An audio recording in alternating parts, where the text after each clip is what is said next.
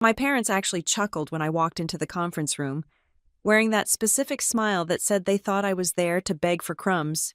I said nothing. I simply placed the thick red folder on the mahogany table and slid it toward the lawyer. Mr. Calder went pale as a sheet. He slammed the estate file shut and whispered that he needed to call the court immediately.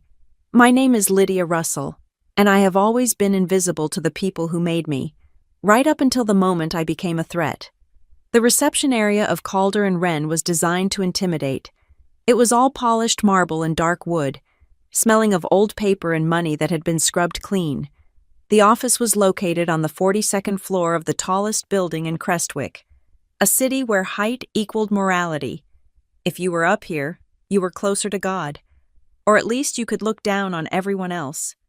I sat in a leather chair that cost more than my first car. My hands folded in my lap. I checked my watch. It was 8:58 in the morning. 2 minutes to go. I was not nervous. I had been nervous for 20 years. I had been nervous when I asked for lunch money. I had been nervous when I asked for a signature on a college application. I had been nervous every time the phone rang and I saw their number. But fear is a currency, and I had simply run out of it to pay them. When the heavy oak double doors opened, a paralegal with a tight bun and tired eyes nodded at me. "Miss Russell, they are ready for you." I stood up. I smoothed the front of my charcoal gray blazer. I picked up my bag. Inside that bag was a single item that mattered. I walked into the conference room. It was vast, dominated by a table long enough to land a small aircraft on. At the far end sat Miles Calder, the senior partner. He was a man in his 60s who wore three-piece suits and had the kind of silver hair that inspired trust in widows. And sitting to his right were my parents, Gordon and Elaine Russell. They looked impeccable. My father was wearing his Navy Club blazer, the one with the brass buttons. My mother was in a cream silk blouse that made her look fragile and aristocratic. They were holding hands on top of the table, a united front, a portrait of grieving piety. When I stepped fully into the room, the performance broke. Just for a second, Gordon looked up. His eyes scanned me from my sensible shoes to my pulled-back hair. Then he looked at Elaine, and then it happened. The laugh. It was not a loud, boisterous laugh. It was worse. It was a huff of air through the nose, a small, vibrating chuckle that shook his shoulders. It was the sound you make when a dog walks into a formal dinner party. It was the sound of amusement mixed with absolute dismissal. "Lydia," my father said, a smile pulling at the corner of his mouth. "We didn't think you would actually bother." My mother covered her mouth with a tissue, but I saw her eyes. They were crinkled at the edges. She was smiling behind that tissue. "Oh, honey," she said, her voice dripping with that sugary poison she had perfected over 3 decades. "This is a legal proceeding. It is for family and beneficiaries. You didn't need to take time off work. We could have sent you a memento later. Maybe one of Mother's old scarves." They thought I was there to beg. They thought I was the prodigal daughter returning for a scrap of the estate. They were so confident. They had spent the last 10 years charming my grandmother, Estelle, or so they thought. They had spent the last 6 months hovering over her deathbed like vultures waiting for a pulse to stop. They knew the numbers. They had probably already spent the money in their heads.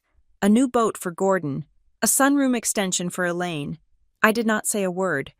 I pulled out the chair opposite them.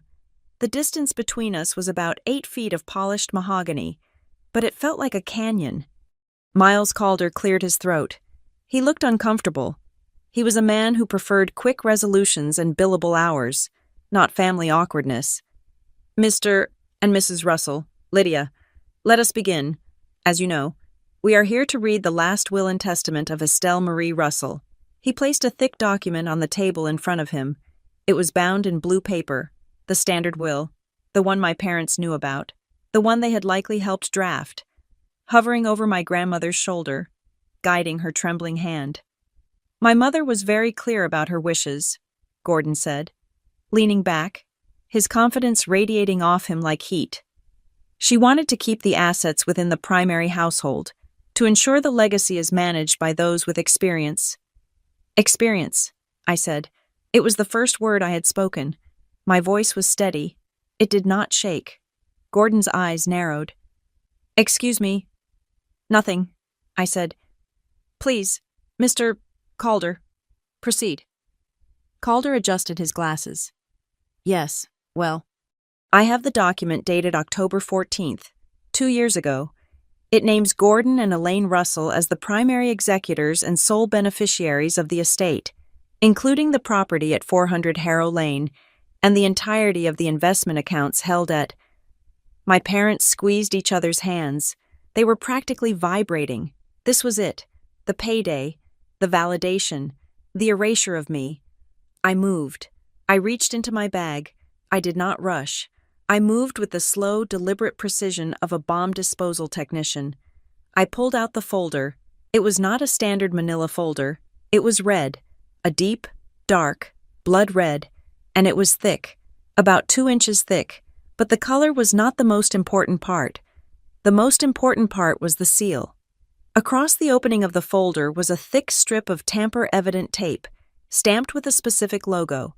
It was a logo of a scale balancing a sword.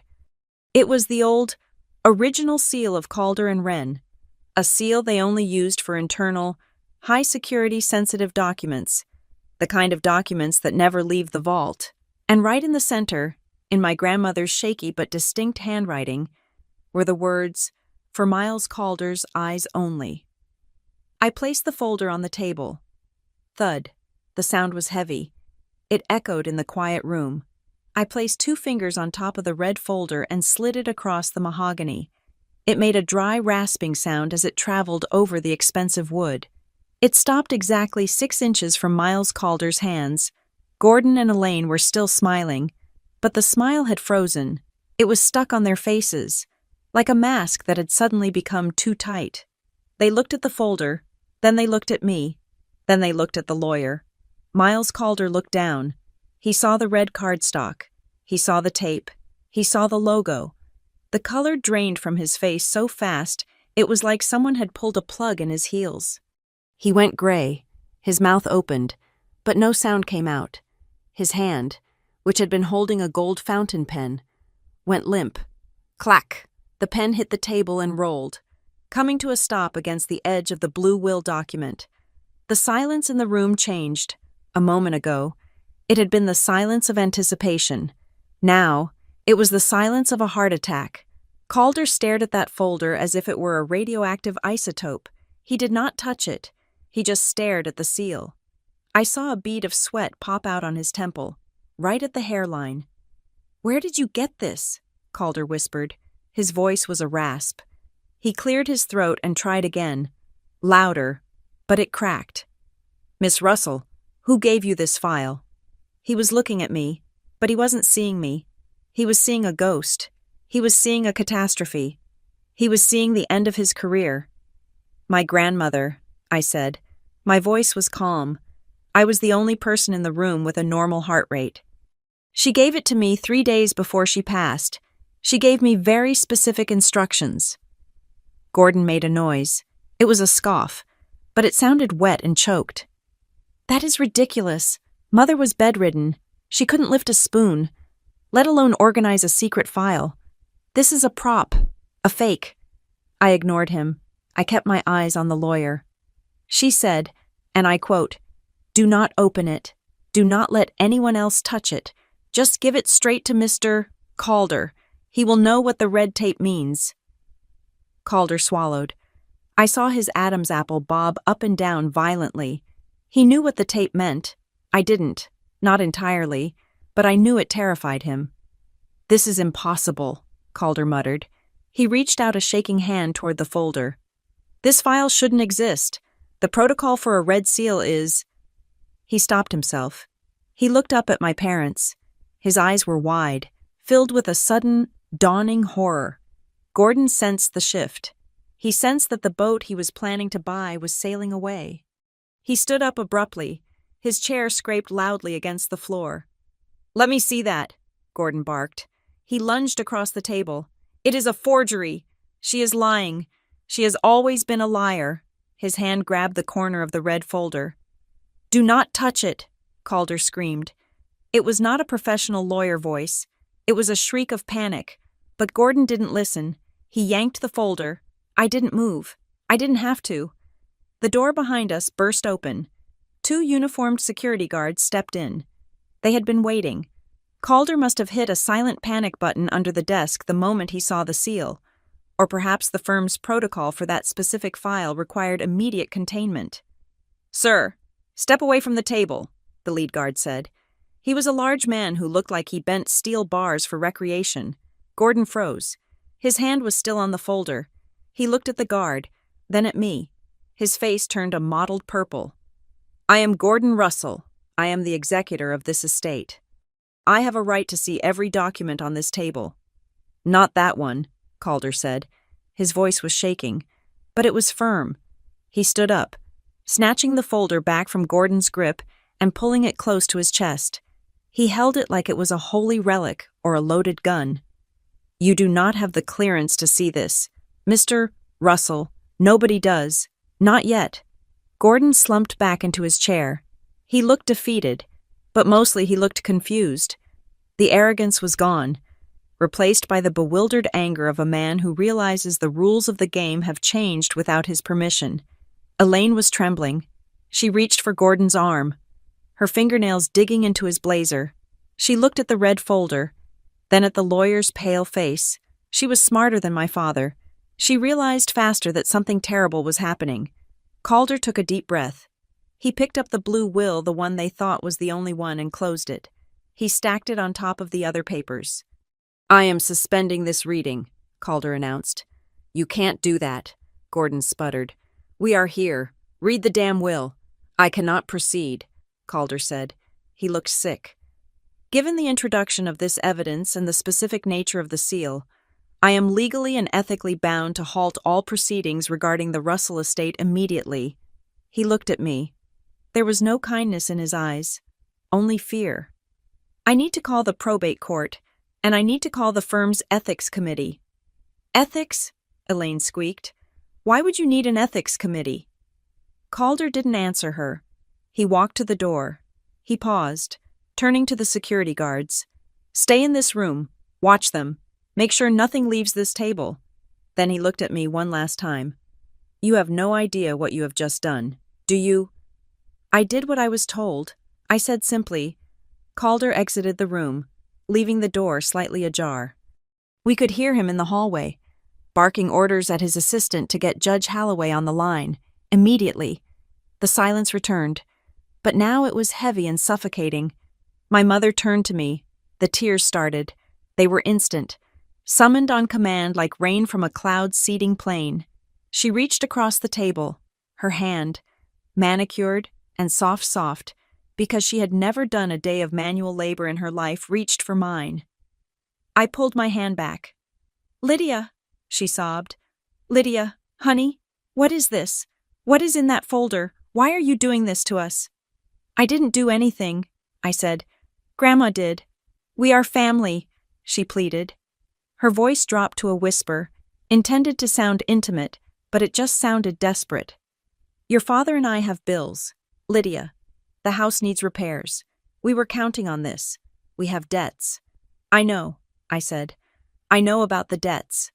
Her eyes widened. The tears stopped for a microsecond, then resumed. "You are trying to hurt us. You have always been so jealous that we stayed with her, that we took care of her while you were off in the city playing with your spreadsheets." "Took care of her," I repeated flatly. "We were there every day," Gordon shouted, slamming his hand on the table. The security guard stepped forward, his hand resting on his belt. Gordon flinched and lowered his voice. "We were there. You were gone. You have no right to sabotage this family." "I am not sabotaging anything," I said. I looked at the spot where the red folder had been. "I am just balancing the books." Elaine wiped her face. The mask of sadness was slipping, revealing the venom underneath. "You ungrateful little brat. After everything we gave you, a roof over your head, clothes on your back, and a bill for every single item," I said. "I still have the receipts. Mom, do you—" She recoiled, as if I had slapped her. We sat there for 10 minutes.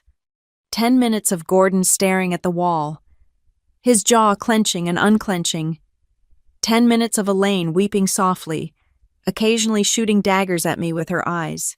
10 minutes of the security guards watching us like we were inmates in a high-security holding cell. I just watched the clock. 9:25. Then the door opened. Miles Calder walked back in. He looked different. He looked like he had aged 5 years in 10 minutes. His tie was slightly crooked. He was no longer the master of the universe. He was a man who had just looked into the abyss. He walked to the head of the table. He did not sit down. He placed both hands on the mahogany surface and leaned forward. "I have spoken to Judge Holloway," Calder said. His voice was ice cold. It was devoid of any client service warmth. "And I have initiated a mandatory freeze on all assets connected to Estelle Russell, Gordon Russell, and Elaine Russell." "What?" Gordon stood up again. "Why my assets? This is about my mother's will." Calder ignored him. He looked straight at my parents, then at me. "The contents of that folder," Calder said, speaking very slowly, "contain allegations and documented proof of actions that go far beyond a civil dispute." He looked at the security guards. "Escort Mr. and Mrs. Russell to their vehicles. They are to leave the premises immediately." "This is an outrage," Gordon shouted. "I will sue you. I will sue this entire firm."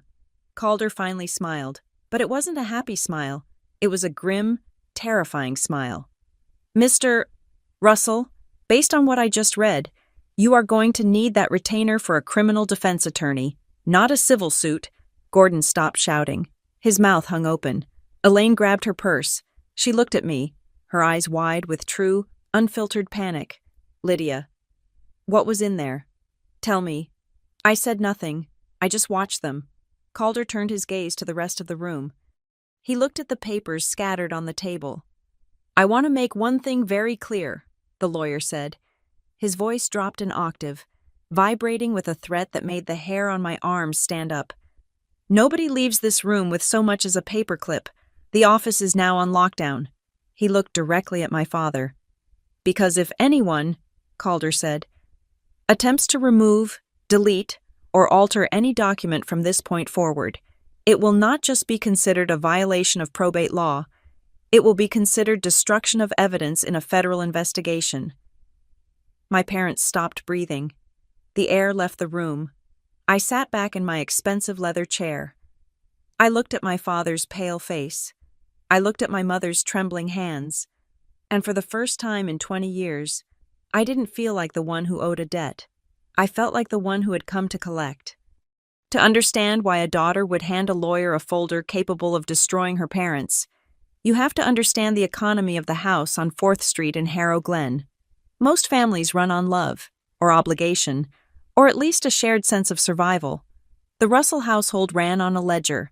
It was an invisible, unspoken balance sheet that my parents updated every single hour of every single day. I was not a child to them. I was an investment, and a poorly performing one at that, incurring maintenance costs that they resented with every breath. The house in Harrow Glen was narrow, covered in beige vinyl siding that seemed to absorb the gloom of the overcast sky. Inside, the air was always heavy. It smelled of stale coffee and silent calculations. I learned to walk softly on the linoleum floors, not because I was afraid of waking them, but because making noise drew attention, and attention usually came with a price tag. If I left a light on in the bathroom for more than 3 minutes, my father, Gordon, would be waiting in the hallway. He would not yell. Yelling would have been passion, and Gordon Russell did not waste passion. He would simply sigh, a long, deflating sound through his nose, and look at the ceiling as if calculating the kilowatt hours I had just stolen from his retirement. "Do you think the electric company takes IOUs?" "Lydia," he would ask, "because I cannot pay them with your good intentions."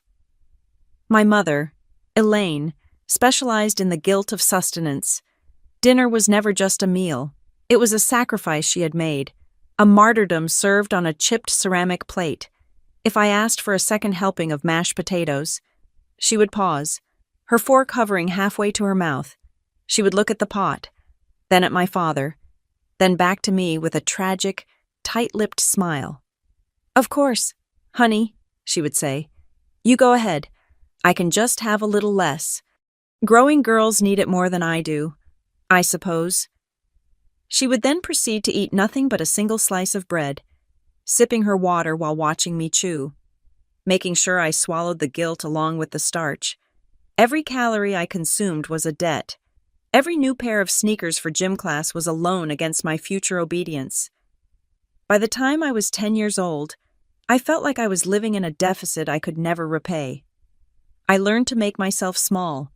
I learned to need nothing. If I didn't need anything, they couldn't invoice me for it. The only place I could breathe was 3 miles away, in a small, cedar-shingled cottage at the edge of town. My grandmother, Estelle Russell, lived in a house that smelled of pine shavings, dried peppermint, and freedom. There were no invisible ledgers there. When I walked through her front door, the knot in my stomach, a knot that tightened the moment I entered my parents' house, would finally unravel. Estelle was not a soft, cookie-baking grandmother. She was made of grit and wire.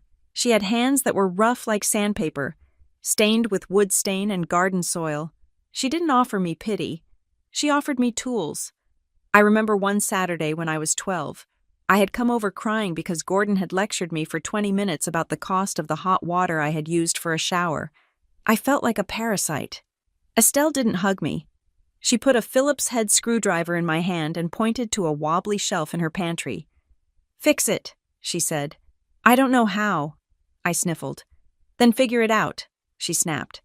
But her eyes were kind. "Tears don't tighten screws, Lydia. Competence does.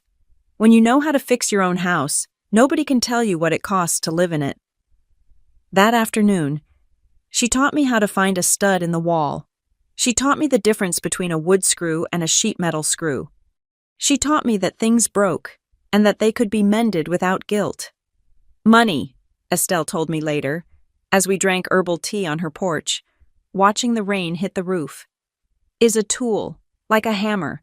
You use it to build your life, but your parents, they use it like a leash. Never let anyone hold the other end of the leash. Lydia, not a man, not a bank, and certainly not your family." She took a small notebook out of her apron pocket. It was tattered, filled with rows of neat numbers written in pencil. "I write down every penny I spend," she said, tapping the page. "Not because I'm cheap, but because when I see the numbers, I know exactly where I stand. The numbers don't lie to you. People lie. Numbers just are. If you control the numbers, you control your freedom." I took that lesson into my bones. I fell in love with the clarity of mathematics. In a world where my mother's love was conditional and my father's approval was transactional, numbers were safe. 2 plus 2 was always 4. It never asked for a thank you note. It never sighed when you wrote it down. I grew up. I moved out the day I turned 18, taking 3 jobs to pay for a studio apartment the size of a closet, just so I wouldn't have to hear Gordon ask who was paying for the toast. I put myself through college, eating ramen and working night shifts, refusing every offer of help from them because I knew the interest rates on their assistance were lethal. I became a risk analyst. It was the perfect job for a girl raised in a minefield. At Redwood Ledger Works, my job was to look at massive sets of data for corporate clients and predict where things would go wrong. I looked for weak points. I looked for structural instabilities. I looked for the patterns that preceded a collapse. I was good at it. I was promoted 3 times in 5 years. I bought a sensible car. I bought a condo. I built a life that was watertight, with a savings account that acted as a fortress around my peace of mind. And that was when my parents suddenly decided they were proud of me. Or rather, they decided I was solvent. The shift was subtle at first. A phone call here and there, bragging to their friends about my title. Our daughter, the senior analyst, they wore my success like a badge of honor they hadn't earned, but in private, the dynamic pivoted. They stopped treating me like a debtor and started treating me like a line of credit. It started with small things. "Lydia, honey," my mother would say over the phone, her voice tight with manufactured stress. "The transmission on the Buick is acting up. The mechanic wants $1,200. Your father is just beside himself. We don't want to dip into the emergency fund just yet. Could you float us until the 1st of the month?" I sent the check, I told myself it was duty. I told myself that despite the coldness, they were my parents. Then it was a request to co-sign on a timeshare they couldn't afford. It is an investment, Lydia.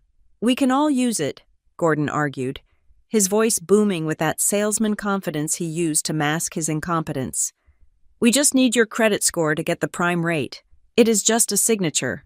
I refused that one. Gordon didn't speak to me for 3 months.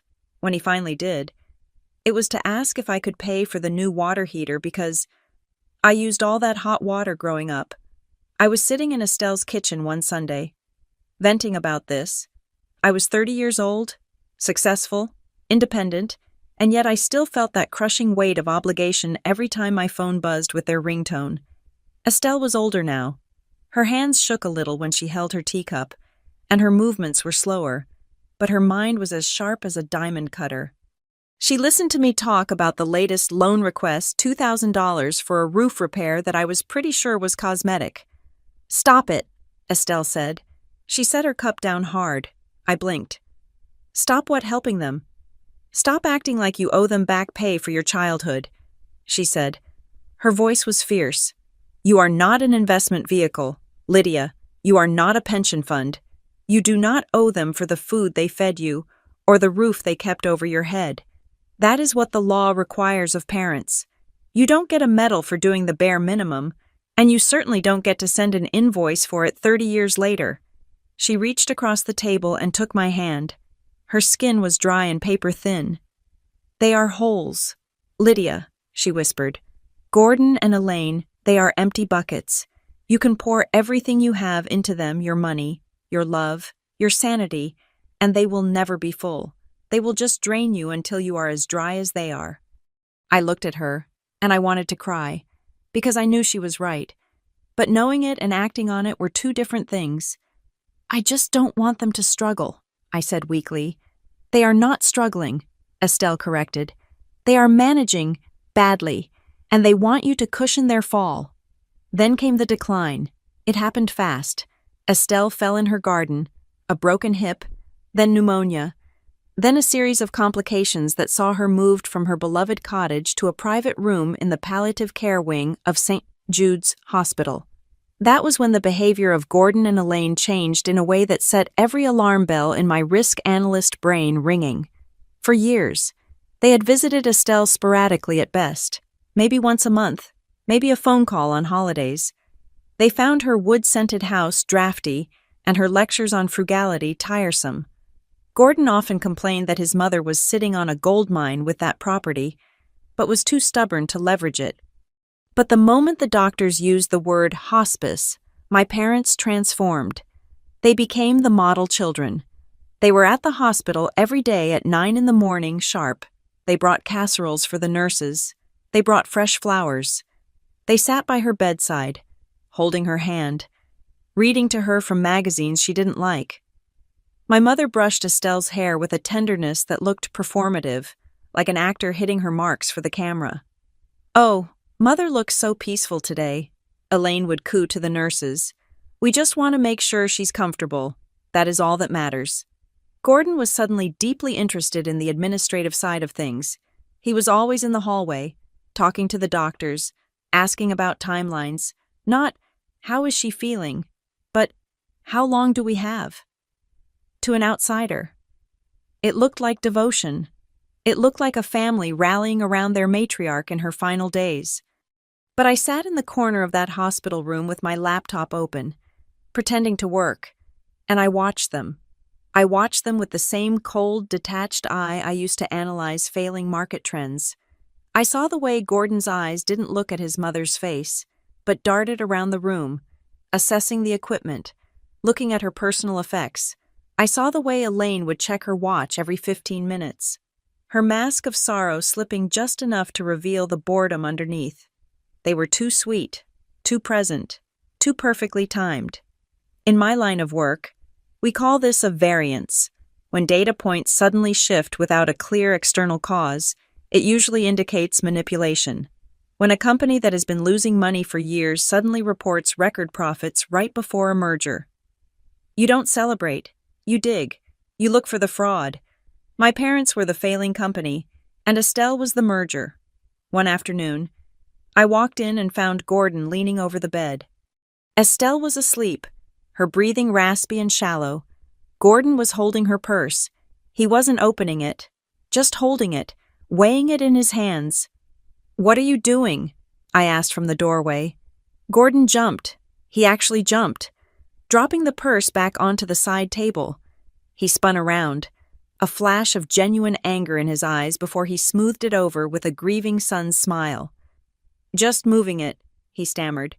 "It was cluttering the table. I wanted to make room for her water." The table was empty. I walked over and picked up the purse. I put it inside my own tote bag. "I will take care of her things." "Dad," I said. "There is no need for that," he said quickly, too quickly. "Your mother and I are handling the estate and the logistics. We don't want to burden you. You have your big important job." "It is no burden," I said. That was the moment I knew. This wasn't just greed. Greed is passive. This was active. This was a campaign. The sweetness was not the smell of love. It was the smell of rot, masked by air freshener. It was the scent of a predator that knows the prey is wounded and can no longer run. They weren't there to comfort her. They were there to secure the asset. I went home that night and didn't sleep. I sat at my kitchen table, staring at the wall, thinking about ledgers. I thought about the invisible invoices of my childhood. I thought about the $2,000 for the roof. I thought about the way Gordon had looked at that purse. My grandmother had taught me that numbers don't lie. And as I replayed the last 3 weeks in my head, the equation was becoming terrifyingly clear. My parents weren't waiting for an inheritance.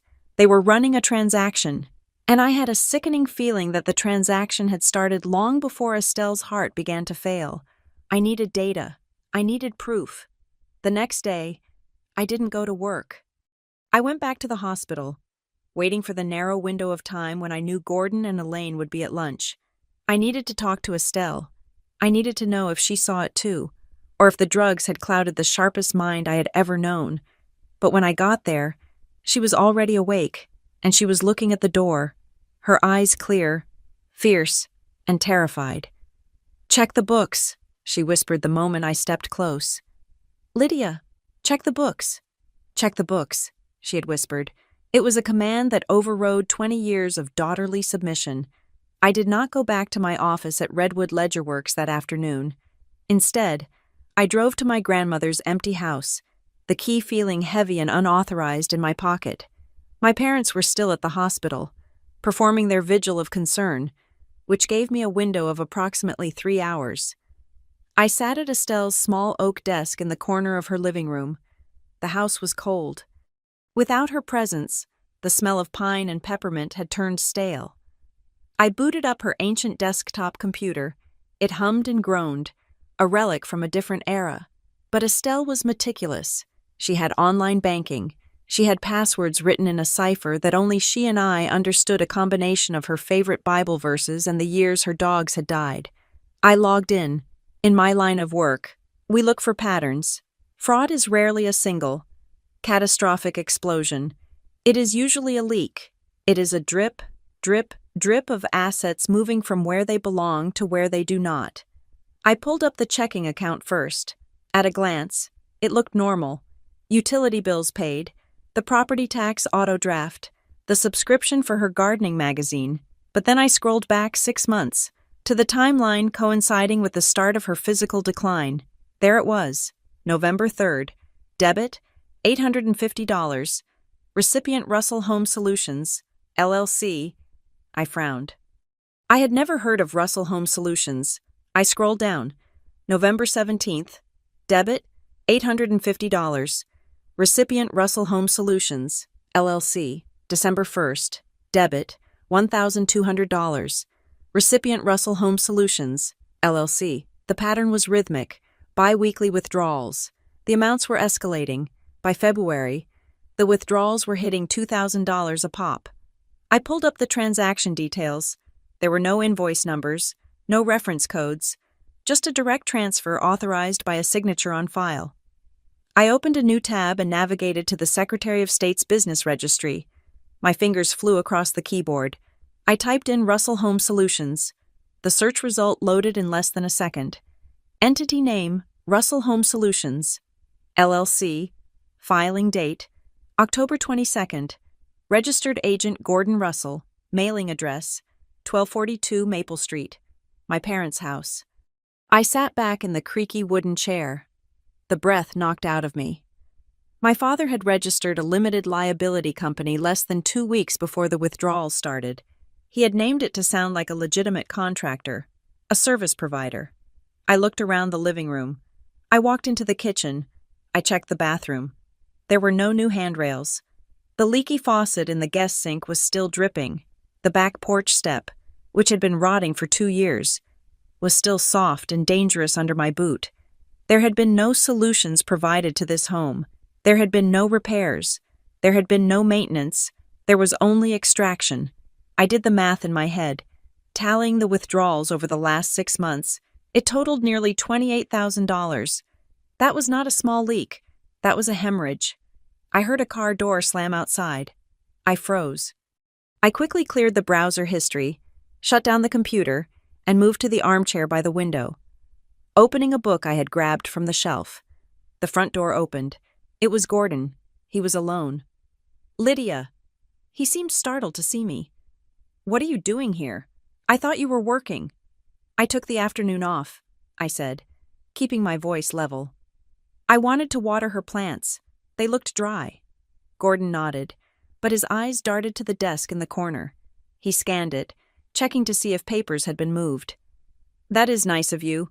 Your mother is still at the hospital. I just came by to check on the mail." "The mail?" I asked. "I can get it." "No," he snapped, then forced a laugh. No, I am already here. I handle the administrative side. You know, it is complicated stuff. Insurance forms, Medicare, boring things." He walked to the hallway table where the mail had been dropped through the slot. He scooped up the pile with a frantic energy. I watched him. I saw him shuffle through the envelopes. He paused on a white one with the bank's logo in the corner. He slipped it quickly into the inside pocket of his blazer. "Dad," I said, "I noticed the back porch step is still broken." He froze. "What?" "The step," I said. "It is dangerous. I thought you guys were handling repairs. Grandma mentioned she was paying for some work." Gordon turned slowly. His face was composed, but his neck was red. We are getting quotes. Good work takes time. Lydia, you can't just hire the first handyman in the phone book. We have a company lined up. They are very exclusive." "What is the company called?" I asked. "It is a specialist group."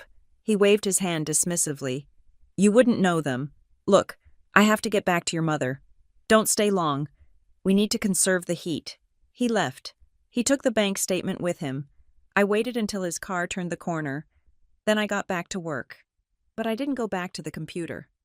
I went to the trash can in the kitchen. My mother, Elaine, was meticulous about hygiene but lazy about espionage. She opened mail that wasn't hers, but she didn't shred it. She just buried it. I dug through the coffee grounds and eggshells. Near the bottom, I found a crumpled envelope from the week before. It was a bank notice. It had been ripped open, not with a letter opener, but with a finger, jagged and hasty. Inside was a notice of insufficient funds for the checking account. They were draining it faster than her pension could replenish it, and to cover the gap, they were transferring money from her savings. I took a picture of the torn envelope lying amongst the garbage. I took a picture of the date stamp. I pulled out a small notebook from my bag, my own ledger, and I wrote it down. Date March 12th. Item bank notice found in trash. Condition opened by third party. Content overdraft warning. For the next week, I became a ghost in my own family. I played the part of the tired, grieving granddaughter. I brought coffee to the hospital. I sat quietly in the corner, but my eyes were recording everything. I noticed how Elaine would intercept the nurses whenever they brought paperwork. "Oh, give that to me. She's resting," she would say, tucking clipboard forms into her oversized purse.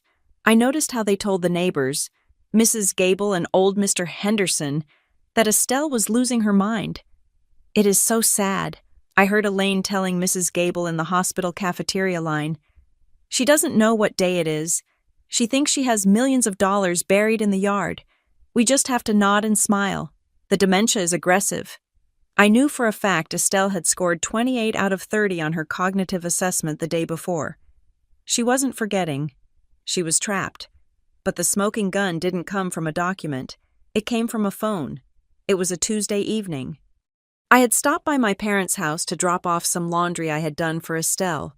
The house was quiet. I walked into the kitchen and saw the wall-mounted landline phone. The receiver was off the hook, resting on the counter. I picked it up to hang it up. I am telling you, the notary is expensive, Gordon, but he is willing to backdate it. I froze. The voice was coming from the extension in the master bedroom upstairs. My mother. I don't care what it costs, my father's voice replied, sounding tinny and distorted. Just get him here. If she passes before we get the power of attorney modified, we are stuck with the old will, and the old will puts everything in the trust. She is fighting it, Elaine said. She wouldn't hold the pen yesterday. She claimed her hand hurt. Then guide her hand. Elaine, Gordon hissed. It is for her own good. We are the ones who know how to manage the assets. Lydia would just donate it to a cat shelter or something stupid. We have to secure the legacy. Okay, Elaine sighed. I will try again tomorrow. I will tell her it is a medical release form. She usually signs those without reading. I gently placed the receiver back on the counter. My hands were shaking, not with fear, with a cold, hard rage. They weren't just stealing, they were planning to rewrite reality. They were going to trick a dying woman into signing away her autonomy under the guise of medical necessity. I drove straight to the hospital. It was late, past visiting hours, but the night nurse knew me. She let me in. Estelle was awake. She looked small in the hospital bed. Her silver hair spread out on the pillow like a halo of static. She saw my face and she knew. You checked the books, she said. It wasn't a question. I checked them, I said. I pulled a chair close to the bed. Grandma, they are stealing from you. They have an LLC. They are transferring money every 2 weeks, and I heard them. They are going to try to make you sign a new power of attorney. They want to change the will. Estelle closed her eyes. A single tear leaked out, tracking through the map of wrinkles on her cheek. She didn't look surprised. She looked resigned. My own son, she whispered. I raised him to be better, but greed is a weed. Lydia, you can't pull it out once it takes root. She opened her eyes. They were suddenly sharp, burning with the last reserves of her strength. Lock the door, she said. I got up and turned the lock on the hospital room door. Under the mattress, she commanded. By my feet. Dig deep. I reached under the heavy hospital mattress. My fingers brushed against cold metal. I pulled it out. It was a small, flat lockbox, not much bigger than a hardcover book. The key is in my denture cup, she said. I fished a tiny brass key out of the dry plastic cup on the nightstand. I unlocked the box. Inside, there was a single object, a red folder, thick, heavy. Sealed with a tape I recognized immediately. It was the tamper-evident tape used by Calder and Wren, the most prestigious law firm in the county, the firm my grandfather had used 50 years ago. I prepared this 6 months ago, Estelle said, her voice gaining strength. When the first withdrawal happened, I knew. I didn't want to believe it, but I knew. I went to see Miles Calder. I told him everything. I gave him the initial proofs. Why didn't you stop them? I asked, my voice cracking. Why didn't you call the police? Because they are my blood, she said sadly, and because I needed to see how far they would go. I needed to know if there was any redemption left in them. If they stopped, if they confessed, I would have burned this folder. She reached out and placed her hand on the red cardstock. They didn't stop, she said. They accelerated. She pushed the folder toward me. Take this. Do not open it. The seal is important. If the seal is broken, the chain of custody is compromised. Miles Calder explained it to me. It has to be you. Lydia, you have to be the courier. What is in it? I asked. The truth, she said. And the consequences. She gripped my wrist. Her grip was surprisingly strong, a final surge of adrenaline. Listen to me, Lydia. They are going to have a reading. After I'm gone, they will be there. They will be dressed in their best clothes. They will cry. And when they see you, they will laugh. I stared at her. Why would they laugh? Because they think they have won, Estelle said. A small, dry smile touched her lips. It was a terrifying smile. It was the smile of a woman who had played the long game. They think they have drained the accounts. They think they have tricked the old lady. They will look at you, and they will see a victim. They will laugh because they think you are there to ask for scraps. She squeezed my wrist harder. Let them laugh, she hissed. Let them gloat. Let them think they are kings of the world for 5 minutes. And then you put this on the table. And then what? I whispered. Estelle lay back against the pillows. The energy was fading, leaving her gray and frail. If they laugh at you in that room, she said softly, her eyes drifting toward the ceiling, it just means they don't know what they are about to lose. They think they are fighting for money. Lydia. But in this folder they are fighting for their freedom. She closed her eyes. Hide it, she breathed. They will be here in the morning with the papers to sign. I need to rest. I need to be ready to act confused. I put the red folder in my bag. I buried it under my laptop and my gym clothes. I unlocked the door. As I walked out of the hospital into the cool night air, I felt the weight of the bag on my shoulder. It was heavy. It was the heaviest thing I had ever carried. It was not just paper. It was a bomb. And my grandmother had just given me the detonator. The funeral of Estelle Russell was a masterclass in theater. If there were an Academy Award for bereaved son, Gordon would have won it by a landslide. It rained, because of course it did. The sky over Crestwick was the color of a bruised plum, dumping a relentless, chilling drizzle on the cemetery lawn. I stood at the edge of the gravesite, holding a black umbrella that kept threatening to invert in the wind. I watched my parents. They were standing front and center. Naturally, Gordon was wearing a suit that I knew cost $3,000, holding a handkerchief to his face, his shoulders heaving with practiced sobs. Elaine was clinging to his arm, looking like a tragic widow rather than a daughter-in-law. Her face hidden behind a veil of black netting that was just sheer enough to show her perfectly waterproof mascara. She was the light of our lives, Gordon choked out when the minister asked if anyone wanted to speak. A saint. A woman who gave everything to her family. I felt bile rise in my throat. I looked down at the muddy grass. Gave everything, he said. He didn't know how literal that statement was. He didn't know she had given until she was hollow, until they had scraped the marrow from her bones. I looked around the small crowd. There were neighbors, Mrs. Gable sobbing quietly into a tissue. There were old friends from her gardening club. And there, standing in the back near a weeping willow, was a man in a trench coat, Miles Calder. He wasn't crying. He was watching Gordon. His face was unreadable, but his hands were deep in his pockets, fists clenched tight enough to pull the fabric taut. He caught my eye for a fraction of a second, gave a microscopic nod, and looked away. He knew, I knew, and the red folder, currently locked inside the trunk of my car under a pile of emergency blankets, knew. The moment the service ended, the performance shifted gears. The grief evaporated, replaced instantly by the frantic energy of asset management. We went back to my parents' house for the wake. The air smelled of wet wool and store-bought ham. I stood in the kitchen, nursing a glass of lukewarm water, watching my parents hold court. It is going to be a lot of work, I heard Gordon telling Uncle Mike, a distant relative who only showed up for weddings and funerals.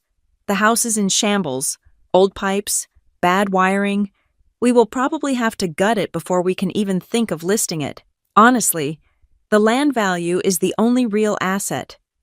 We might just auction the contents, Elaine chimed in, popping a deviled egg into her mouth. It is mostly junk, old furniture, nothing of value. It saves the hassle of an estate sale. I gripped my glass so hard I thought it might shatter. That junk was my childhood. That old furniture was the table where I learned long division.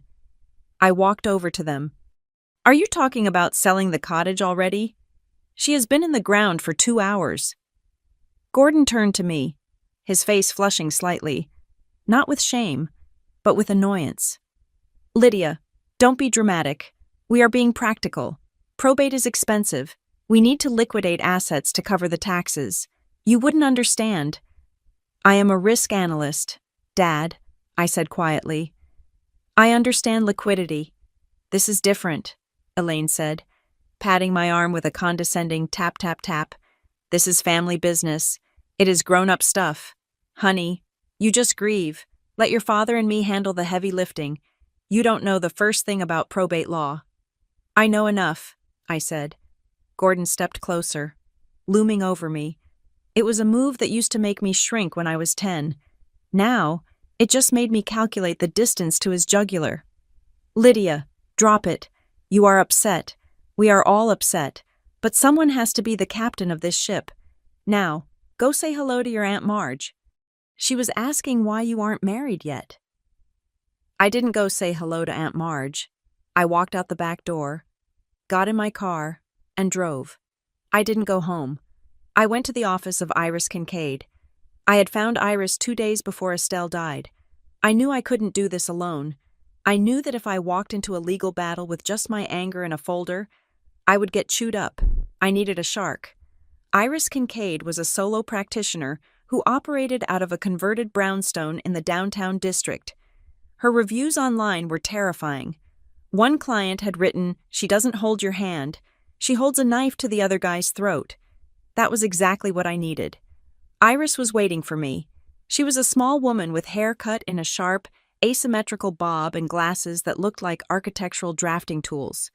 Her office was messy, piles of paper everywhere, but when she looked at me, her focus was absolute. "Did you cry?" she asked. That was her greeting. "No," I said, sitting down. "Good. Tears blur the vision." She pushed a stack of papers across her desk. "I ran the request through the specialized channels we discussed.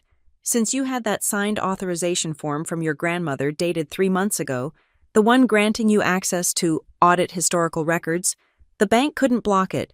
They grumbled, but they complied." She tapped the stack. "It is all there, Lydia. Every transaction for the last 5 years." I picked up the top sheet. My eyes scanned the columns.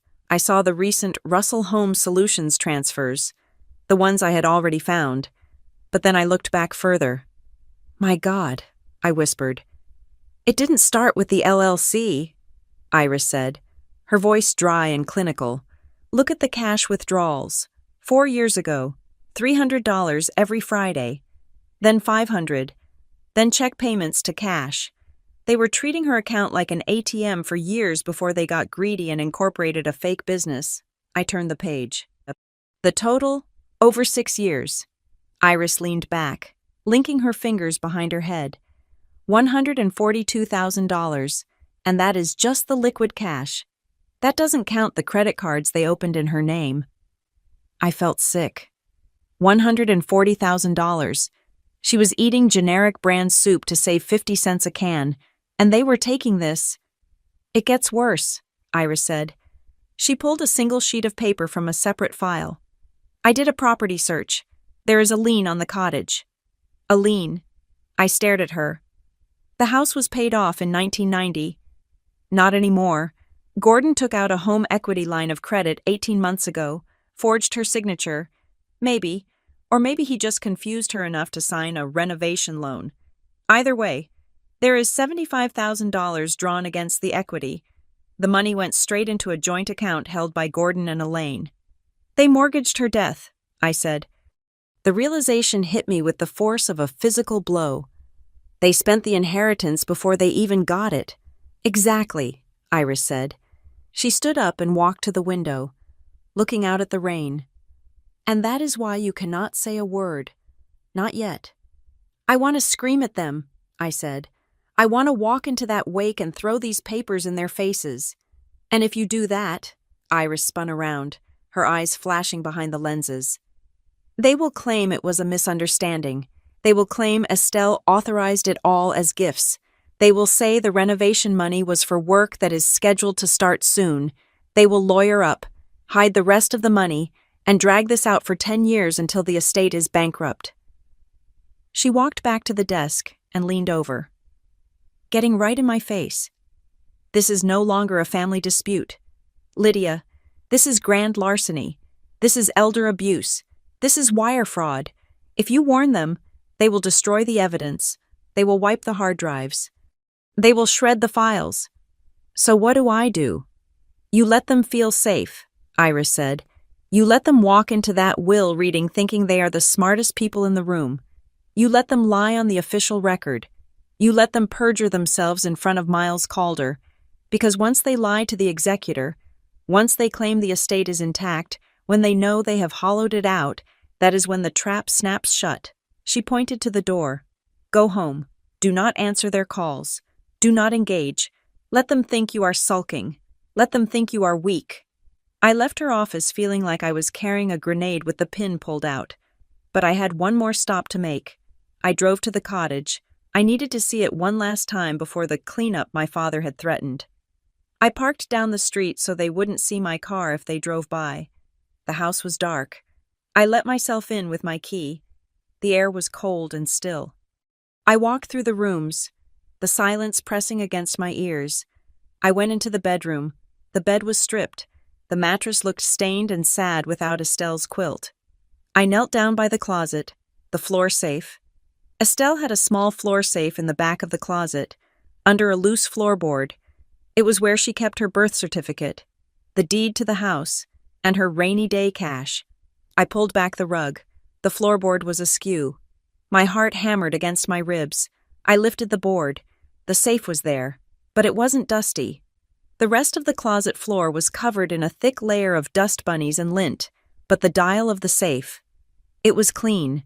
It shone in the beam of my flashlight, and around the dial, on the metal casing, there was a smear, a greasy, semicircular smear. Someone had tried to open it. Recently, they had probably tried birthdays, anniversaries, social security numbers. They had wiped the sweat or the grease off the dial, but they had missed the smear on the side. I shone the light deeper into the hole. The safe was still locked. They hadn't gotten in. Gordon didn't know the combination was the date his father had proposed, not the date they got married. He never paid attention to the romantic details. I replaced the board and the rug. I went to the kitchen. The trash can was empty. They had taken the garbage out, likely looking for bank statements. But I checked the recycling bin in the pantry. It was full of newspapers and junk mail. I dug through it, near the bottom. Tucked inside a folded grocery store circular, I found a crumbled ball of paper. I smoothed it out on the counter. It was a photocopy of a durable power of attorney form. It was dated 4 days before she died. It was filled out in my mother's handwriting. I recognized the loops in the G and the Y. But the signature line had a scrawl on it. Estelle Russell, but it trailed off. The R was shaky. Then it just became a jagged line that shot off the page. It looked like someone had tried to force a pen into a hand that couldn't hold it, or maybe someone had tried to guide a hand that was pulling away. Next to the signature, there was a smudge of ink, and right next to the smudge, a faint, coffee-stained ring. As if someone had set a mug down in frustration, they had tried to get her to sign it on her deathbed, and she had refused, or she had passed out. This piece of paper wasn't legal. It was trash. But in a courtroom, it was intent. It was proof that they were trying to seize control at the 11th hour. I folded the crumbled paper and put it in my pocket. I drove home. My apartment felt sterile and empty, but it was safe. I double-locked the door. I sat on my couch and stared at the wall for 3 hours. I didn't turn on the TV. I didn't look at my phone. I just let the anger crystallize. It was hardening, turning from a hot, volatile liquid into something cold and sharp. At 9 o'clock, my phone pinged. An email. I picked it up. It was from the administrative assistant at Calder and Wren. Subject reading of the last will and testament of Estelle M. Russell. Dear Mr. and Mrs. Russell, This email is to confirm the appointment for the reading of the will on Tuesday, the 14th, at 9 a.m. sharp. Please ensure all beneficiaries are present.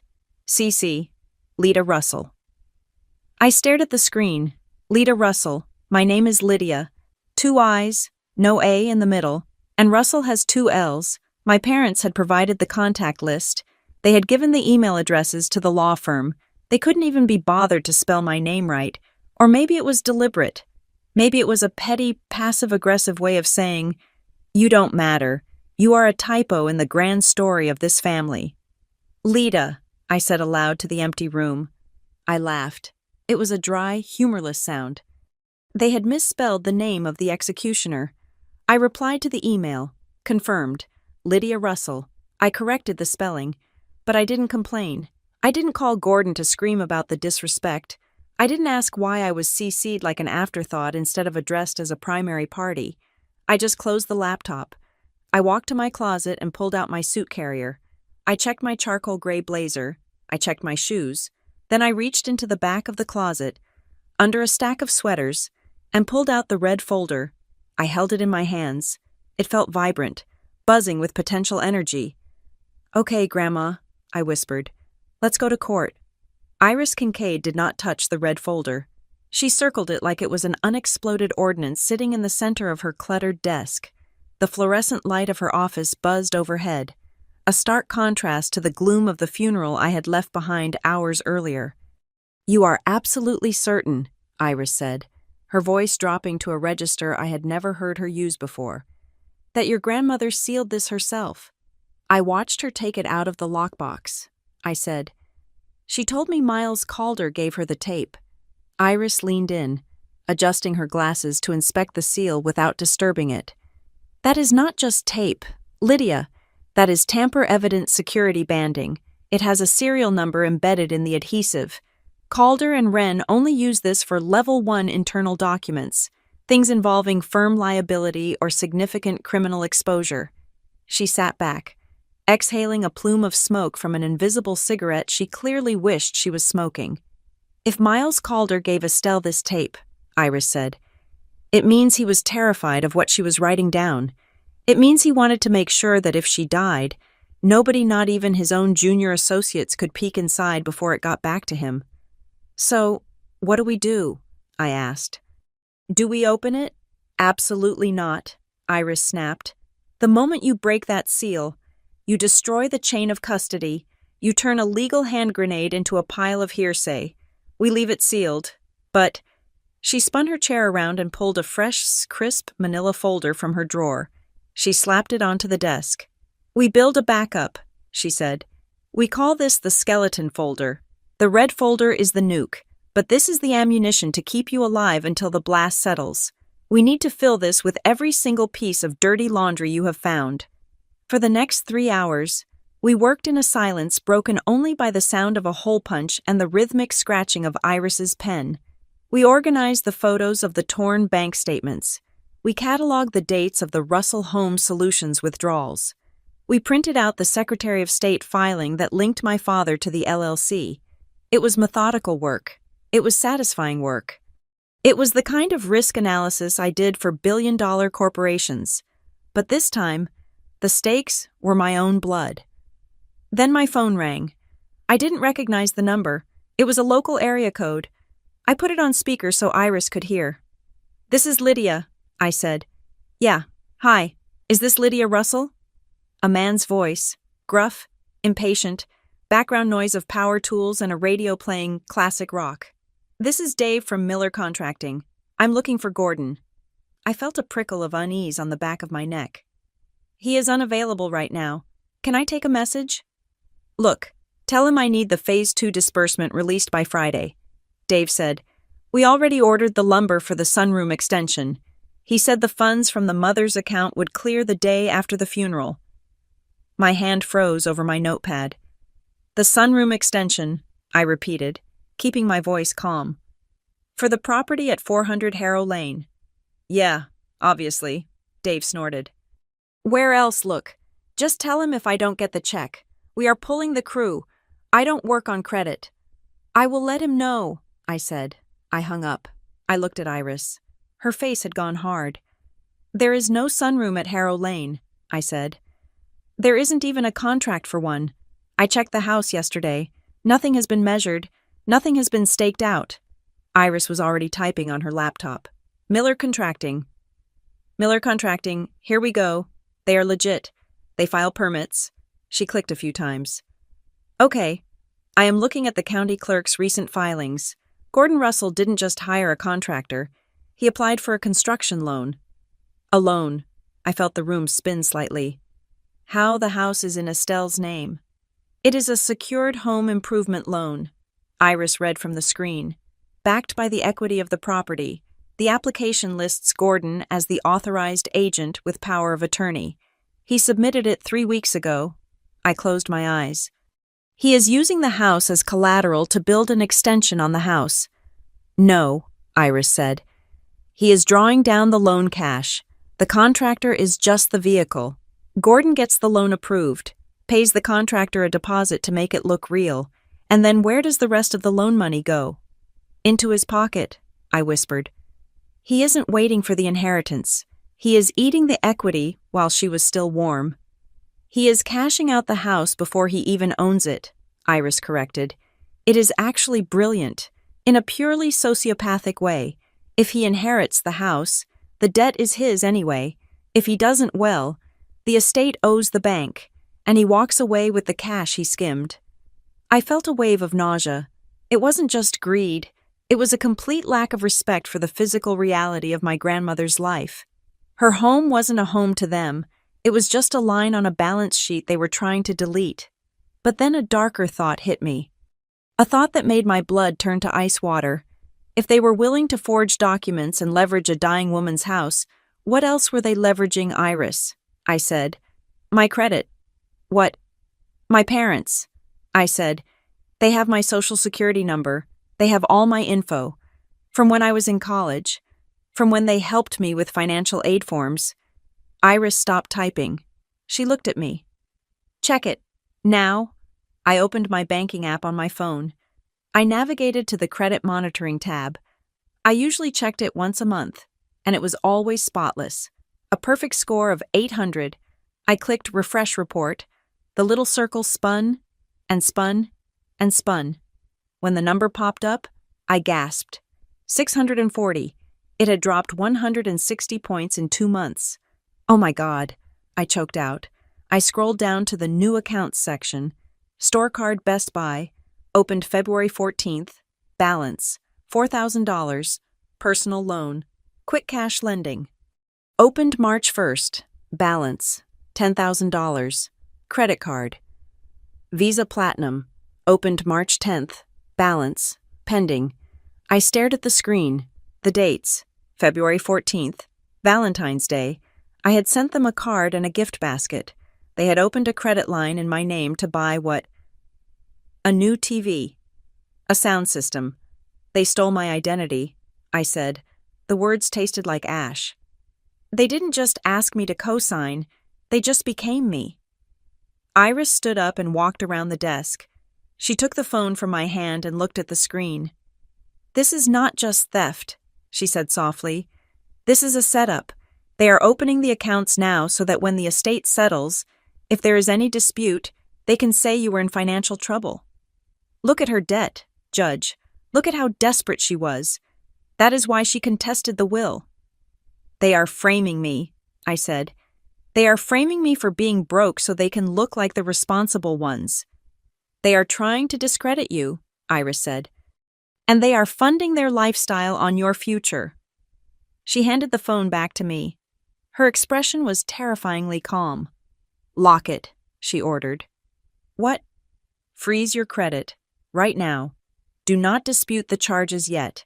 If you dispute them, the fraud alert goes out, and Gordon gets a notification because he probably put his email or phone number on the account as a secondary contact. We want them to feel comfortable. We want them to think the tap is still flowing." I tapped the freeze button on all 3 credit bureaus. It was a silent, digital act of war. "Now," Iris said, walking back to her chair. "We script the meeting. I am going to scream at them," I said, my hands shaking. I can't sit in a room with them knowing they are wearing clothes bought with my credit rating. You will sit there, Iris commanded, and you will be a statue. You will be a block of ice, because if you scream, you look like the hysterical daughter. You look like the unstable woman they have been telling everyone you are. She pulled a notepad toward her and uncapped a red marker. Here's the play, she said, drawing a square on the paper. The will reading, Tuesday, 9 a.m. I walk in, I said. You walk in late, Iris corrected. 2 minutes late. Make them wait. Make them sweat. Let them think you might not show up. Let them get comfortable in their arrogance. Okay. You do not bring the skeleton folder, she said.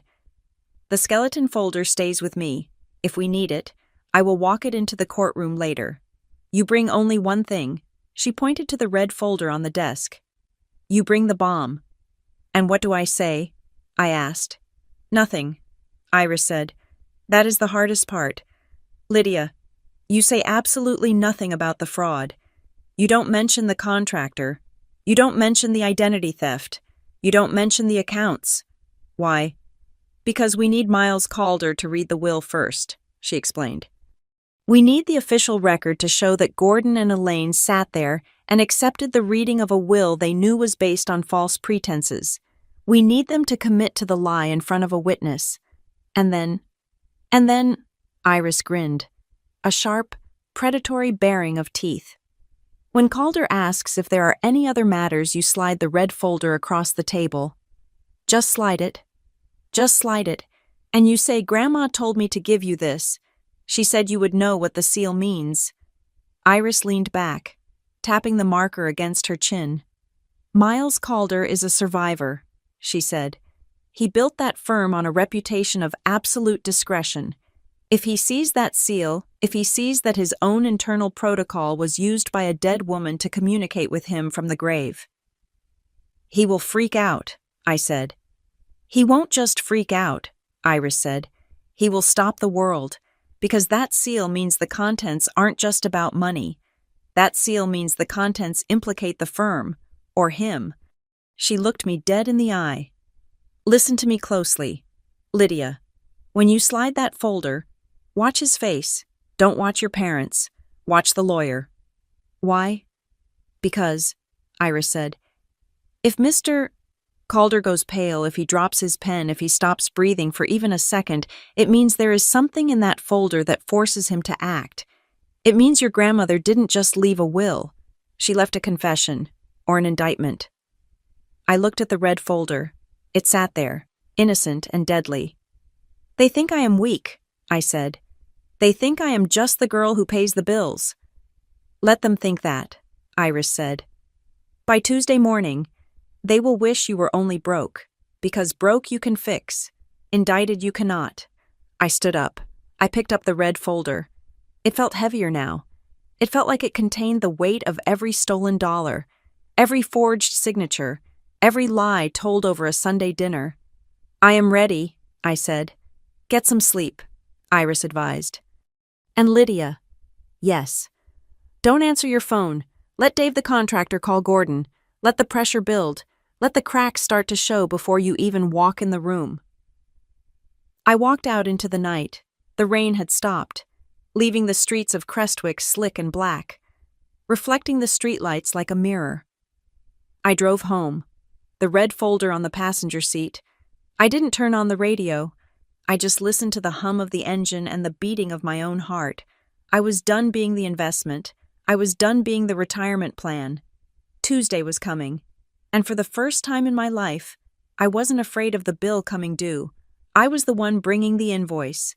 The air in the conference room was so thick with tension you could have cut it with a letter opener. After the initial shock of the red folder landing on the table, Miles Calder had regained a semblance of professional composure. Though his face remained the color of uncooked dough, he had not opened the folder yet. He sat with his hands clasped on top of the blue-bound document the official will like he was trying to physically hold back an earthquake. My parents, however, were recovering their bravado. They were like cockroaches. You could shine a light on them. You could stomp near them. but they just skittered back to their original positions of entitlement. "We are very sorry for the theatrics," Gordon said, smoothing his tie. He turned to the side of the room where my Aunt Marge and Uncle Mike sat. They had been invited as witnesses to the legacy, a move Gordon had insisted on because he wanted an audience for his victory lap. "Lydia has been emotional. We just want to do right by Mother. We just want to follow her wishes to the letter." Elaine nodded, dabbing at her dry eyes with a lace handkerchief. "It is true. We only want peace. We want to honor Estelle's memory, not turn it into a circus." She looked at me across the table. Her eyes flicked to the red folder, then up to my face, and a small, pitying smile curled her lips. "Honey," she said, her voice dripping with faux concern. "Did you bring your work with you? Bringing a folder to a will reading it looks like you are going to a parent-teacher conference. Are you going to give us a report card?" A few cousins in the back tittered. Gordon chuckled. A low, rumbling sound. "Maybe she has a pie chart to show us. Why Lydia deserves a bonus." They laughed. They actually laughed. They were so sure of the script. They thought the blue document under Calder's hands was a castle, and I was just throwing pebbles at the drawbridge. I said nothing. I kept my hands on my lap. I looked at Miles Calder. "Mr. Calder," I said softly, "please read the will." Calder cleared his throat. The sound was loud in the sudden silence. He looked at Gordon, then at the red folder, then down at the blue document. "Very well," Calder said. "I will read the last will and testament of Estelle Marie Russell, dated October 14th, 2 years ago. This is the document currently on file with the probate court." Gordon leaned back, crossing his arms. "Proceed." Calder opened the blue cover. "I, Estelle Marie Russell, being of sound mind and body, hereby revoke all prior wills and codicils." He skipped the standard legal boilerplate and got to the distribution section. "Article 3, Calder read, "To my son, Gordon Russell, and his wife, Elaine Russell." Gordon sat up straighter. Elaine squeezed his hand. This was it, the jackpot. "I leave the sum of $5,000 each." The silence that followed was absolute. It wasn't the silence of peace. It was the silence of a vacuum where all the oxygen had been sucked out. Gordon blinked. "I am sorry. I think I misheard you. Did you say 500,000? $5,000, Calder repeated. His voice was flat. "To be used," and I quote, "for the purchase of a conscience, should one be available on the open market." A gasp rippled through the back of the room. Aunt Marge covered her mouth. "That is a mistake," Gordon said. His voice was rising. "That is a typo. My mother would never write that. We were the primary beneficiaries, the house, the investments." "Article 4, Calder continued, ignoring him. "The entirety of my remaining estate, including the real property at 400 Harrow Lane and all investment accounts, is to be liquidated and placed into the Estelle Russell Charitable Trust, the proceeds of which will benefit the Crestwick Animal Shelter and the Library Fund." "The library?" Elaine shrieked. It wasn't a word. It was a sound frequency that shattered glass. "She left my house to a library." "It was not your house, Mrs. Russell," Calder said, looking over his spectacles. "It was hers." Gordon stood up. He slammed his fist onto the table, making the water pitcher jump. "This is insanity," he roared. "She was senile. She didn't know what she was doing. That document is invalid. We have a power of attorney that supersedes this." "A power of attorney expires upon death, Mr. Russell," Calder said calmly. "Then I contest it," Gordon shouted, his face turning a dangerous shade of crimson. "I contest this will on the grounds of undue influence. Lydia put her up to this. Look at her." He pointed a shaking finger at me. "She poisoned Mother's mind. She has been sneaking around that house, planting lies." "Actually," Calder said. He stopped reading. He closed the blue folder. He looked at the red folder sitting in the middle of the table, the one with the unbroken seal. "The distribution I just read," Calder said, his voice dropping to a hush, "is from the will on file. However," he reached out and placed his hand on the red folder. "Given the arrival of this document," Calder said, and the specific security protocols attached to it. I am afraid the $5,000 mentioned in the previous will is no longer available for distribution." Gordon froze. "What are you talking about?" "You just read it." "I read a document that assumes the estate is intact," Calder said. "But this," he tapped the red folder, "this suggests that the estate has been compromised." "Compromised?" Elaine stammered. "What is in there?" "Open it. I demand you open it." "I will not," Calder said. "Not without a witness." Calder pressed a button on the intercom system built into the table. "Send him in." The side door opened. A man walked in. He was not a lawyer. He was older, wearing a gray suit that looked like it had been ironed with a rock. He carried a briefcase and had the weary, cynical eyes of a man who had seen every variety of human greed. "Who is this?" Gordon demanded. "This is Mr. Aris Thorne," Calder introduced. "He is an independent probate monitor. I took the liberty of calling him the moment I saw the seal on Miss Russell's folder." Mr. Thorne didn't smile. He didn't shake hands. He walked to the end of the table and sat down, opening a notebook. "Why is he here?" Elaine asked, her voice trembling. "We are a respectable family. We don't need a monitor." "Mr.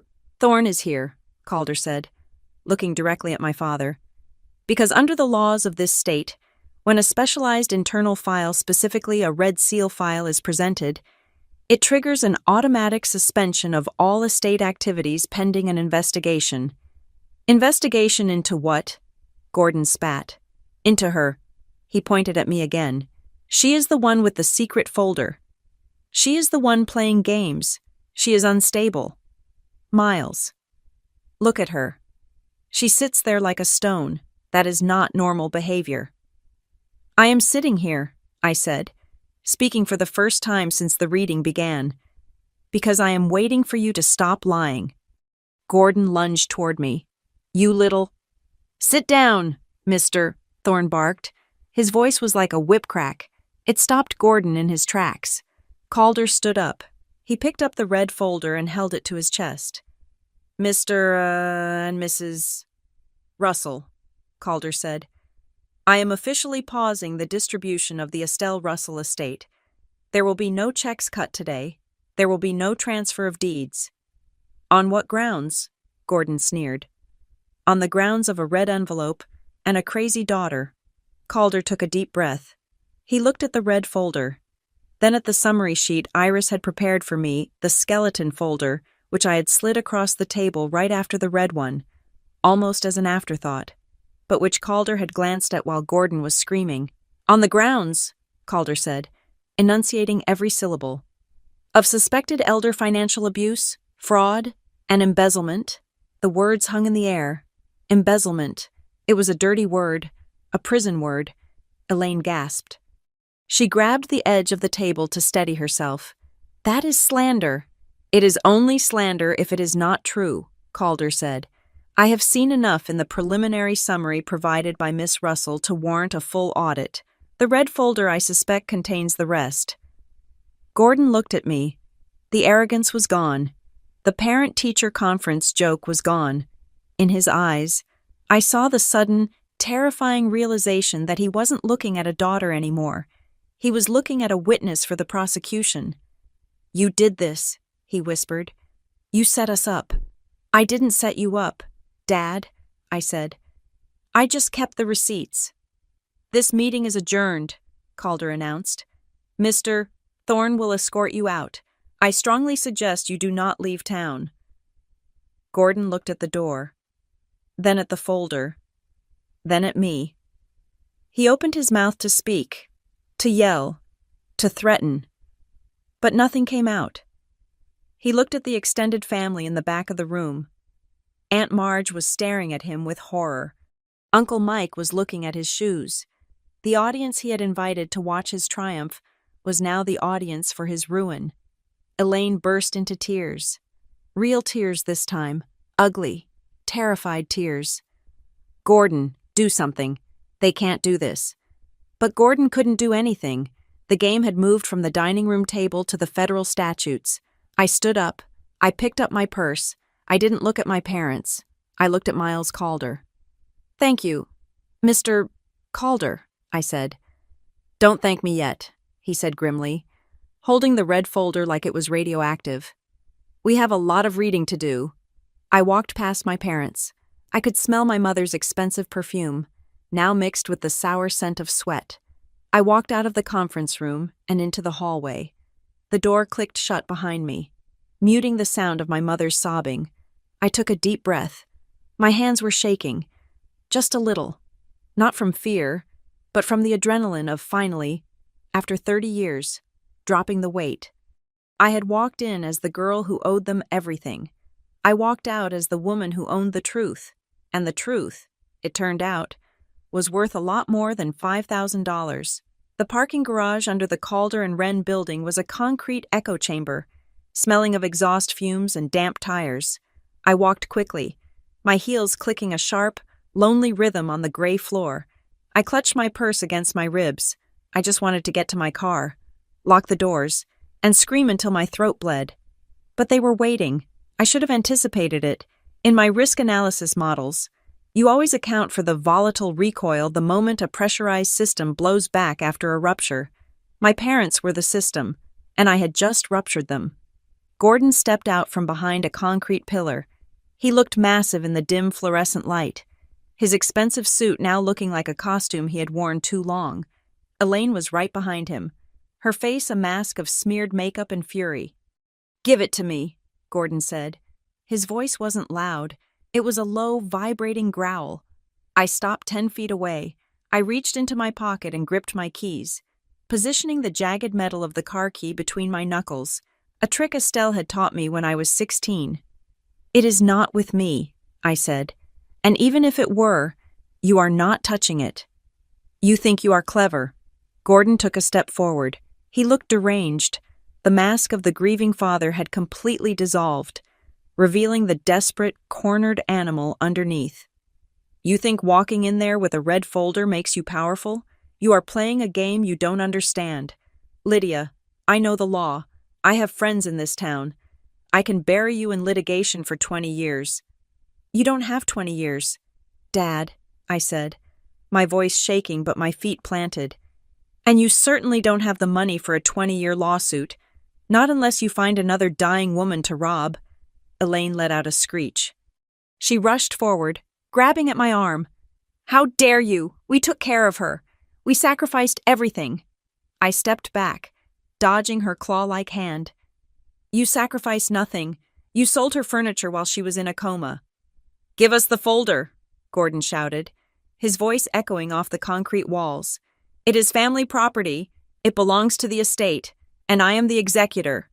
"Not anymore," I said. "Mr. Calder suspended you. Remember?" Gordon lunged. He actually lunged at me, his hand reaching for my bag. "Hey!" The shout came from the elevator bank. A security guard, the same one who had been in the conference room, was jogging toward us, his hand on his radio. Gordon froze. He looked at the guard, then back at me. His eyes were wild, darting back and forth. He straightened his jacket, trying to summon the ghost of his dignity. "This isn't over," he hissed, leaning in so close I could smell the stale coffee on his breath. "You have declared war on your own blood, Lydia.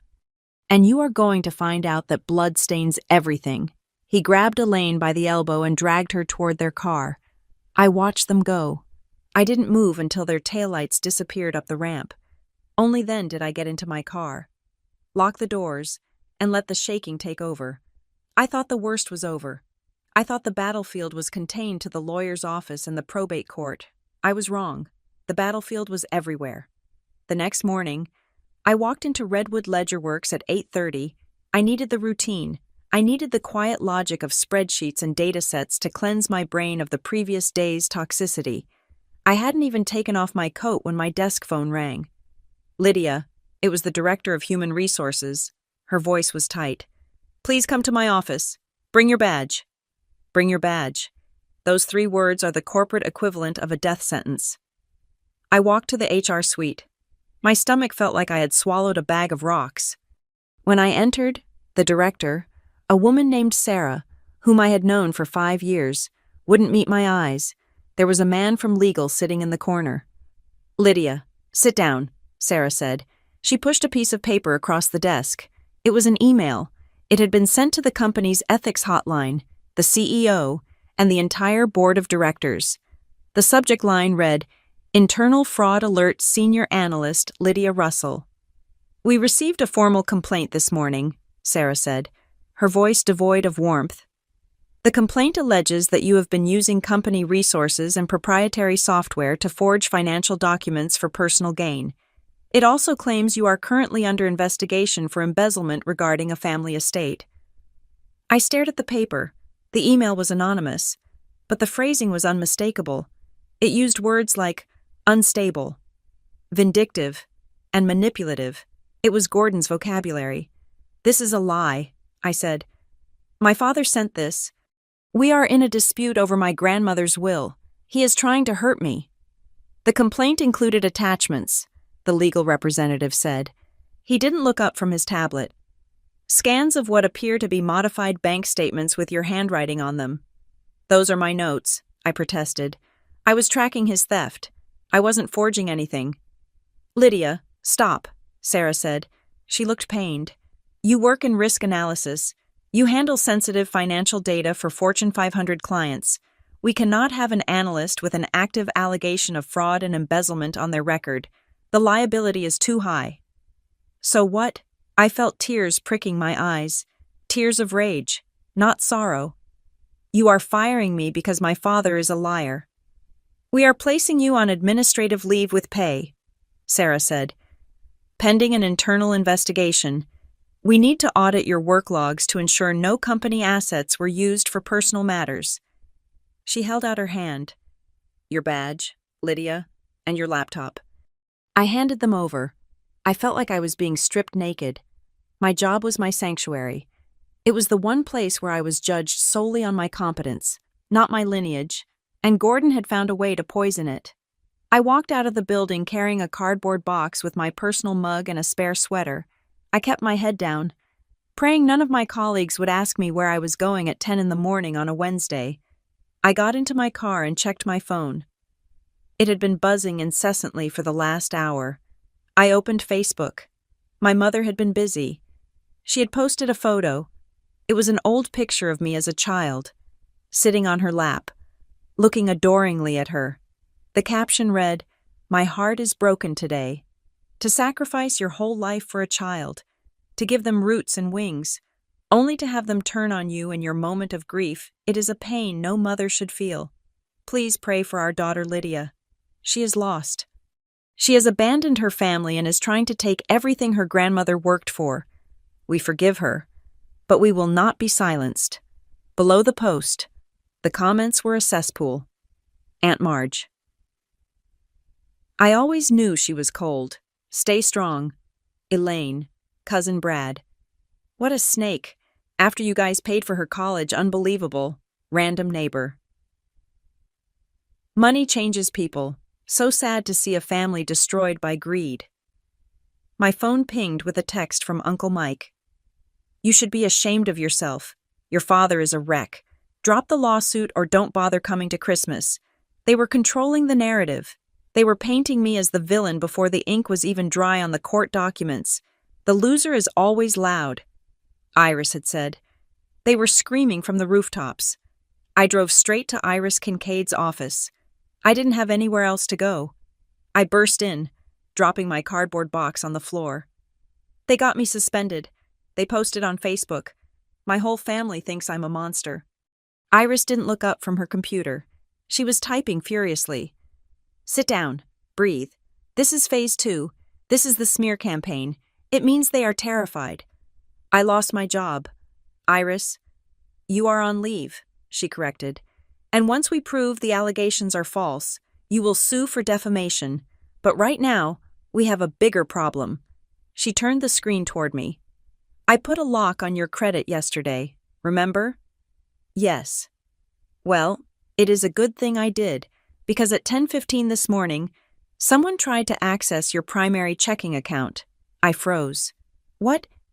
"They called the bank," Iris said. "A woman, claiming to be you. She had your social security number, your mother's maiden name, obviously, and your old address. She tried to change the mailing address on the account to 1242 Maple Street. My parents' house. Why? I whispered. Why would she do that? She requested a rush delivery on a replacement debit card, Iris said. They are tapped out, Lydia. Miles Calder froze the estate. They can't get to Estelle's money anymore. They have burned through the loan from the contractor. They are desperate for cash, and they thought they could dip into your account before you noticed. That is a federal crime, I said. That is wire fraud, identity theft. It is, Iris said. She picked up a file. And this time, we have the recording. The bank records all calls for security. I just got off the phone with their fraud department. They confirmed the caller ID matched your parents' landline. She slammed the file shut. They just handed us the nail for the coffin. What do? We stop playing defense, Iris said. I have already filed a police report for identity theft. The detectives are interested. They see the pattern, the elder abuse, the forged contractor loan, and now this. It is a spree. My phone buzzed again. An email. It was from Miles Calder. Subject emergency hearing notification. To all parties. Judge Holloway has granted an emergency hearing regarding the temporary stewardship of the Russell estate assets, scheduled for Friday at 1 o'clock. Furthermore, the court has received a counterfiling from Mr. Gordon Russell. A counterfiling. I asked, reading the screen. Iris nodded. I saw it. Gordon is suing you. He is claiming that you stole the cash from Estelle's house. He claims the missing $140,000 was taken by you during your visits, and that the red folder is a fabrication created to cover your tracks. I laughed. It was a hysterical, jagged sound. He is accusing me of his own crime. It is called Darvo, Iris said. Deny, attack, and reverse victim and offender. It is the classic narcissist playbook. He is trying to muddy the waters. He thinks if he throws enough mud, the judge won't be able to tell who is clean. Will it work? In a normal case, maybe, Iris said. If it were just his word against yours, it would drag on for years. She stood up and walked over to the safe in the corner of her office. She spun the dial. But this isn't a normal case, because we have the red folder. We still haven't opened it, I said. We don't need to open it yet, Iris said. The mere existence of it has forced Calder to call the ethics committee, and Gordon's behavior the harassment, the HR call, the identity theft. It is all proving the narrative of the folder without us reading a single page. She looked at me, her eyes fierce behind her glasses. He thinks he is fighting a war of attrition, Iris said. He thinks he can bully you into dropping the folder, but he doesn't realize that every time he attacks you, he is violating the standard restraining orders that kick in during a probate dispute. He is digging his hole deeper.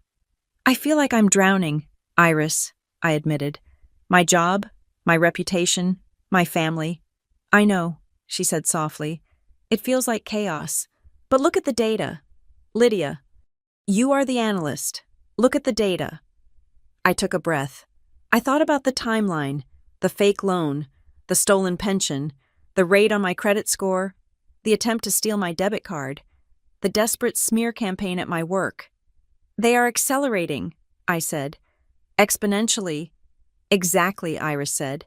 And what happens to an engine that accelerates without oil? It seizes, I said. It explodes. Friday, Iris said. Friday is the hearing. Gordon thinks he is going there to argue about a will. He doesn't know he is walking into a trap he built himself. She handed me a tissue. Go home. Do not look at Facebook. Do not talk to your cousins. Let them scream. Let them post. Let them call your boss. Every scream is evidence. Every lie is a line item on the final bill. I took the tissue. I wiped my eyes. Okay, I said. Let them scream. I drove home. I unplugged my router. I turned off my phone. I sat in the silence of my apartment, a silence that usually terrified me, but now felt like armor. They were loud. They were vicious. They were burning down my world to save themselves. But Iris was right. The louder they got, the more they exposed themselves. They were flailing in quicksand, and every violent motion just sucked them down faster. I looked at the calendar on my wall. Friday, 2 days. I could hold my breath for 2 days. The courtroom of the Honorable Judge Holloway was a study in brown wood and fluorescent silence. It did not smell like justice. It smelled of floor wax and anxious sweat. We were seated on the right side of the aisle. My table was bare, save for the skeleton folder and a single notepad.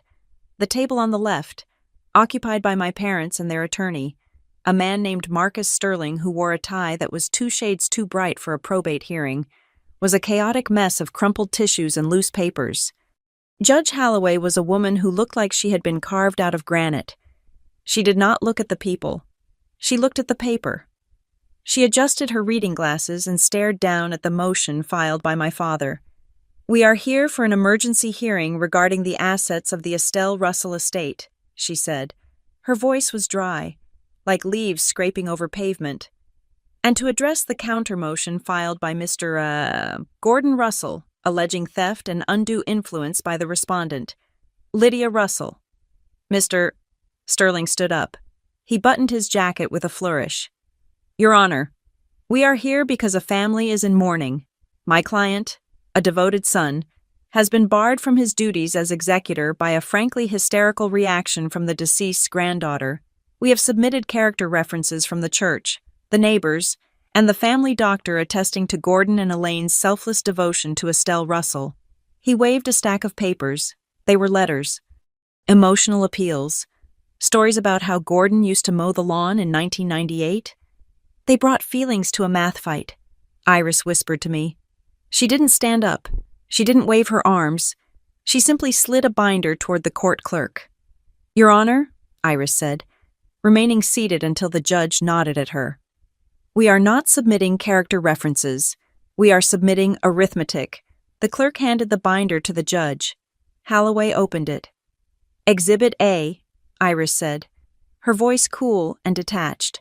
"A spreadsheet detailing $142,000 in cash withdrawals over the last 4 years. Exhibit B, a comparative analysis of signatures on checks versus medical consent forms, verified by a forensic handwriting expert. Exhibit C, an affidavit from the branch manager of First National Bank regarding the creation of the account for Russell Home Solutions, LLC. Gordon shifted in his seat. He whispered something angry to his lawyer. Sterling patted his arm and stood up again.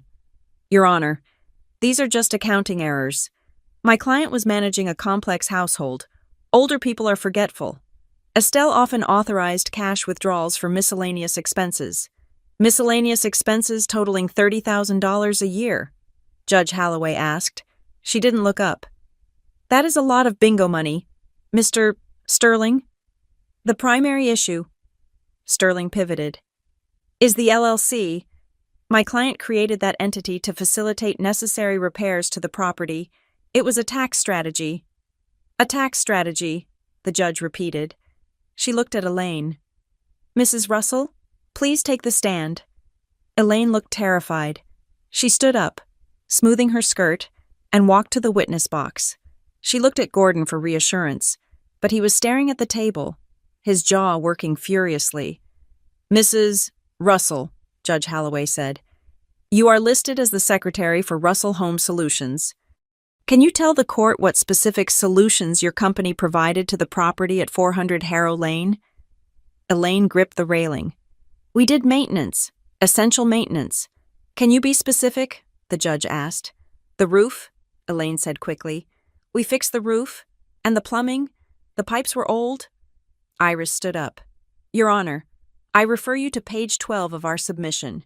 It contains a dated photograph taken by a drone inspection service 3 days ago. The roof at Harrow Lane has moss growth consistent with 10 years of neglect. There are missing shingles. There is no evidence of repair." Elaine faltered. "Well, we paid for the materials. We were waiting for the weather to clear." "And the plumbing?" Iris asked. "We have the water usage records. There was a leak in the guest bathroom for 6 months. It was never fixed.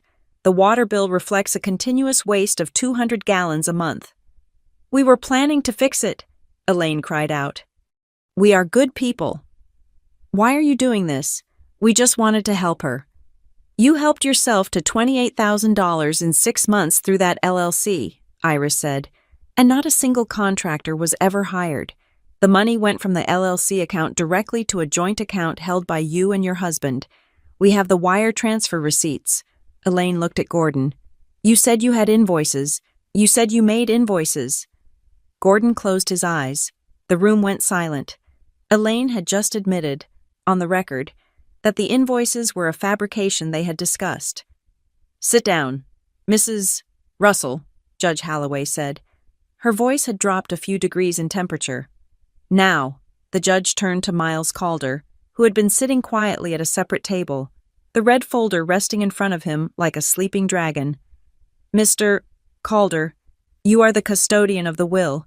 You requested this hearing as well. Why? Miles Calder stood up. He looked tired. He looked like a man who had realized that his career was hanging by a thread, and that thread was spun by a dead woman.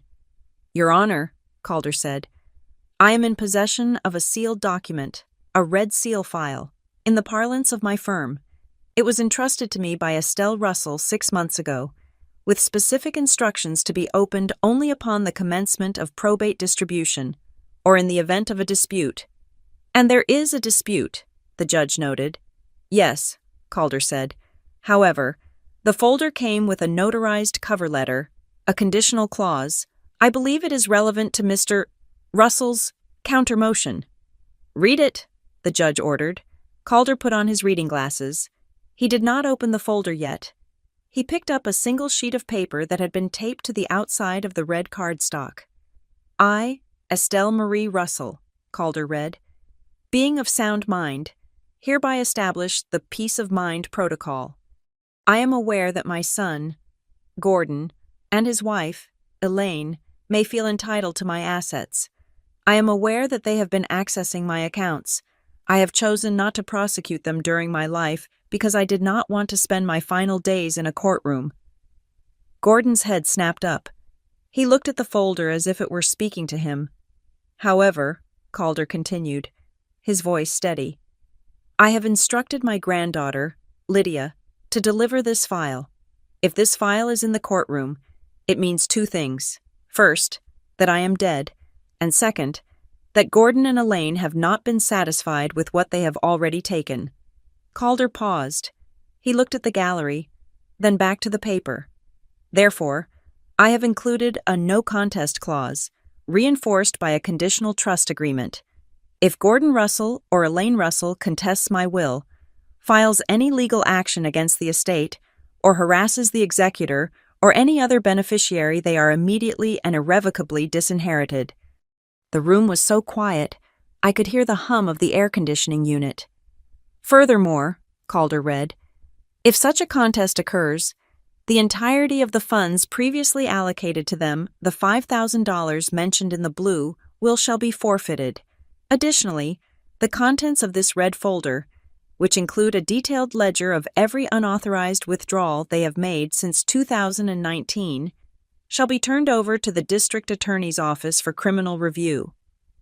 Gordon made a noise. It was a strangled, high-pitched gasp. He had filed the motion. He had sued me.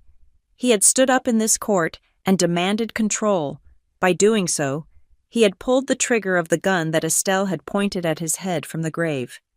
Mr. Calder, Judge Holloway said, leaning forward, are you telling me that the deceased anticipated this exact scenario? She was very precise, Your Honor, Calder said. She said, and I recall her words clearly, greed is predictable. They will not be able to help themselves. Mr. Sterling, the lawyer in the loud tie, looked like he was about to vomit. He looked at Gordon. You didn't tell me about the withdrawals. You told me it was a misunderstanding. It was, Gordon stammered. It is, Your Honor. I want to withdraw my motion. You want to withdraw? Judge Holloway raised an eyebrow. Mr. Russell, you have already filed it. You have stood before this court and argued it. You cannot unring a bell, especially when that bell has just alerted me to potential felony embezzlement. I withdraw, Gordon shouted. standing up. "I dropped the suit against Lydia. I dropped the claim on the house. We just want to go home." "Sit down." Judge Holloway slammed her gavel. The sound was like a gunshot. "Mr. Sterling, control your client." Sterling pulled Gordon back into his chair. Gordon was shaking. He looked at me, and his eyes were filled with a mixture of hatred and pure, unadulterated terror. "Now," the judge said. "Ms. Kincaid, you had a request." Iris stood up. She didn't look triumphant. She looked professional, deadly. "Yes, Your Honor. While the estate issues are being resolved, we have a more pressing matter. Safety. In the last 48 hours, there have been attempts to access my client's personal bank accounts using a caller ID registered to the defendants. There has been a smear campaign launched at her place of employment, resulting in her suspension. We have filed a police report regarding identity theft." Iris held up the police report number. "We are requesting an immediate, emergency restraining order against Gordon and Elaine Russell, barring them from contacting Lydia Russell, barring them from her place of employment, and barring them from accessing any financial institution where she holds an account." "Objection," Sterling said weakly. "This is prejudicial." "It is protective," Judge Holloway snapped. "Given the testimony regarding the LLC and the admissions made by Mrs. Russell on the stand, I am inclined to agree that the defendants have a loose interpretation of boundaries." She signed a paper on her bench.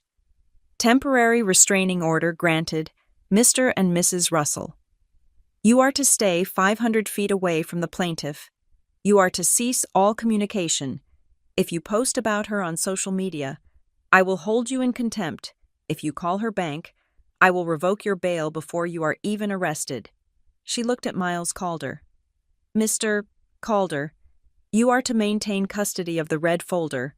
I am appointing a forensic accountant to verify the ledger contained within. If the numbers match the bank records, I expect you to forward the file to the prosecutor." "Understood." "Your Honor," Calder said. "Hearing adjourned," Holloway said. She stood up and swept out of the room, her black robe billowing. The bailiff moved toward us. "All rise." We stood. The air in the room had changed. It was no longer heavy. It felt thin, sharp, and dangerous. Gordon and Elaine sat there for a moment, stunned. Sterling was packing his briefcase with frantic speed, clearly trying to figure out how to fire his own clients before the criminal charges landed. I walked toward the exit. I had to pass their table. Gordon stood up. He didn't look at me. He looked straight ahead at the empty judge's bench, but as I passed, he leaned in, just an inch. "You think you won?" he hissed. The sound was barely audible, a snake in the grass. "You lost your parents today. Lydia, you are an orphan now." I didn't stop. I didn't flinch, but Iris did. She stopped. She turned and looked Gordon Russell up and down, like she was inspecting a piece of rotten fruit at the supermarket. "She didn't lose parents, Mr. Russell," Iris said, her voice carrying clearly through the quiet courtroom. "She lost liabilities." Gordon's face turned purple.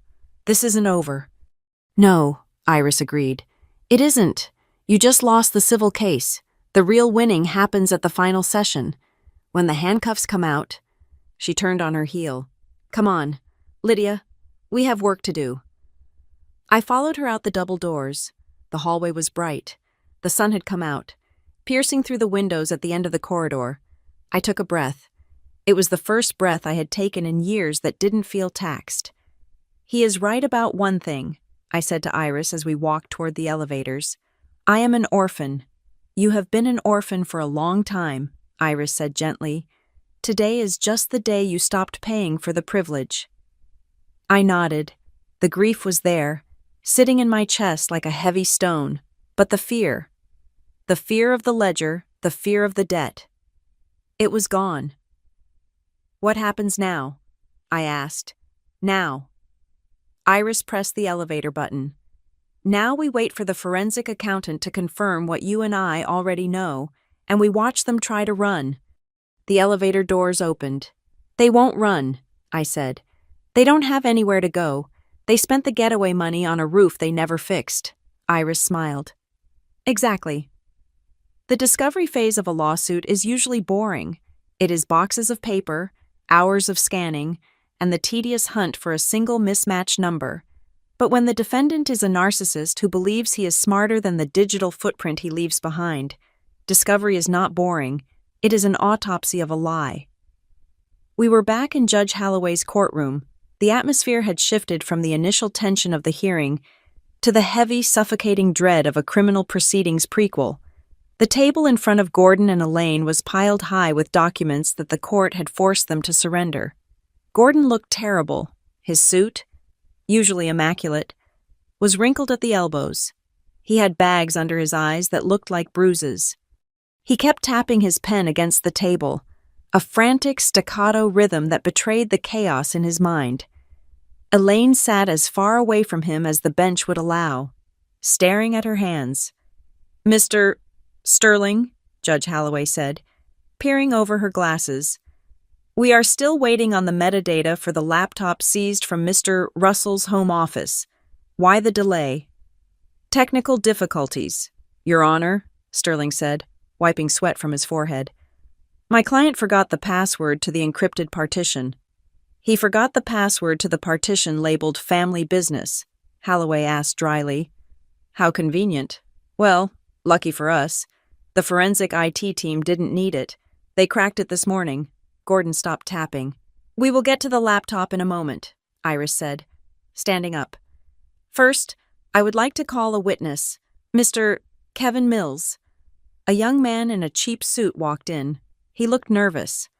He was the kind of freelance bookkeeper you hire from a Craigslist ad when you don't want a paper trail. "Mr. Mills," Iris said, "you were hired by Gordon Russell to manage the books for Russell Home Solutions, LLC, correct?"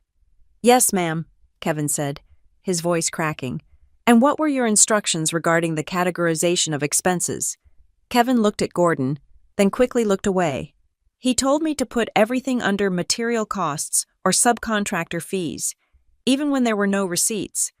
Did you ever question this?" "Once," Kevin said. "I asked him why we were categorizing a $4,000 charge at a luxury cruise line as lumber.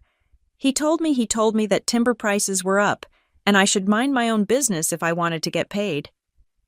A murmur went through the courtroom. Elaine closed her eyes. "Thank you. Mr. Mills?" Iris said. She turned to the judge. "The lumber was a Caribbean cruise my parents took last November. While my grandmother was in the ICU," Gordon stood up. "That was a business retreat for the company's strategy." "Sit down, Mr. Russell," Holloway warned. "Now," Iris said, walking back to our table, "let us talk about the phone records."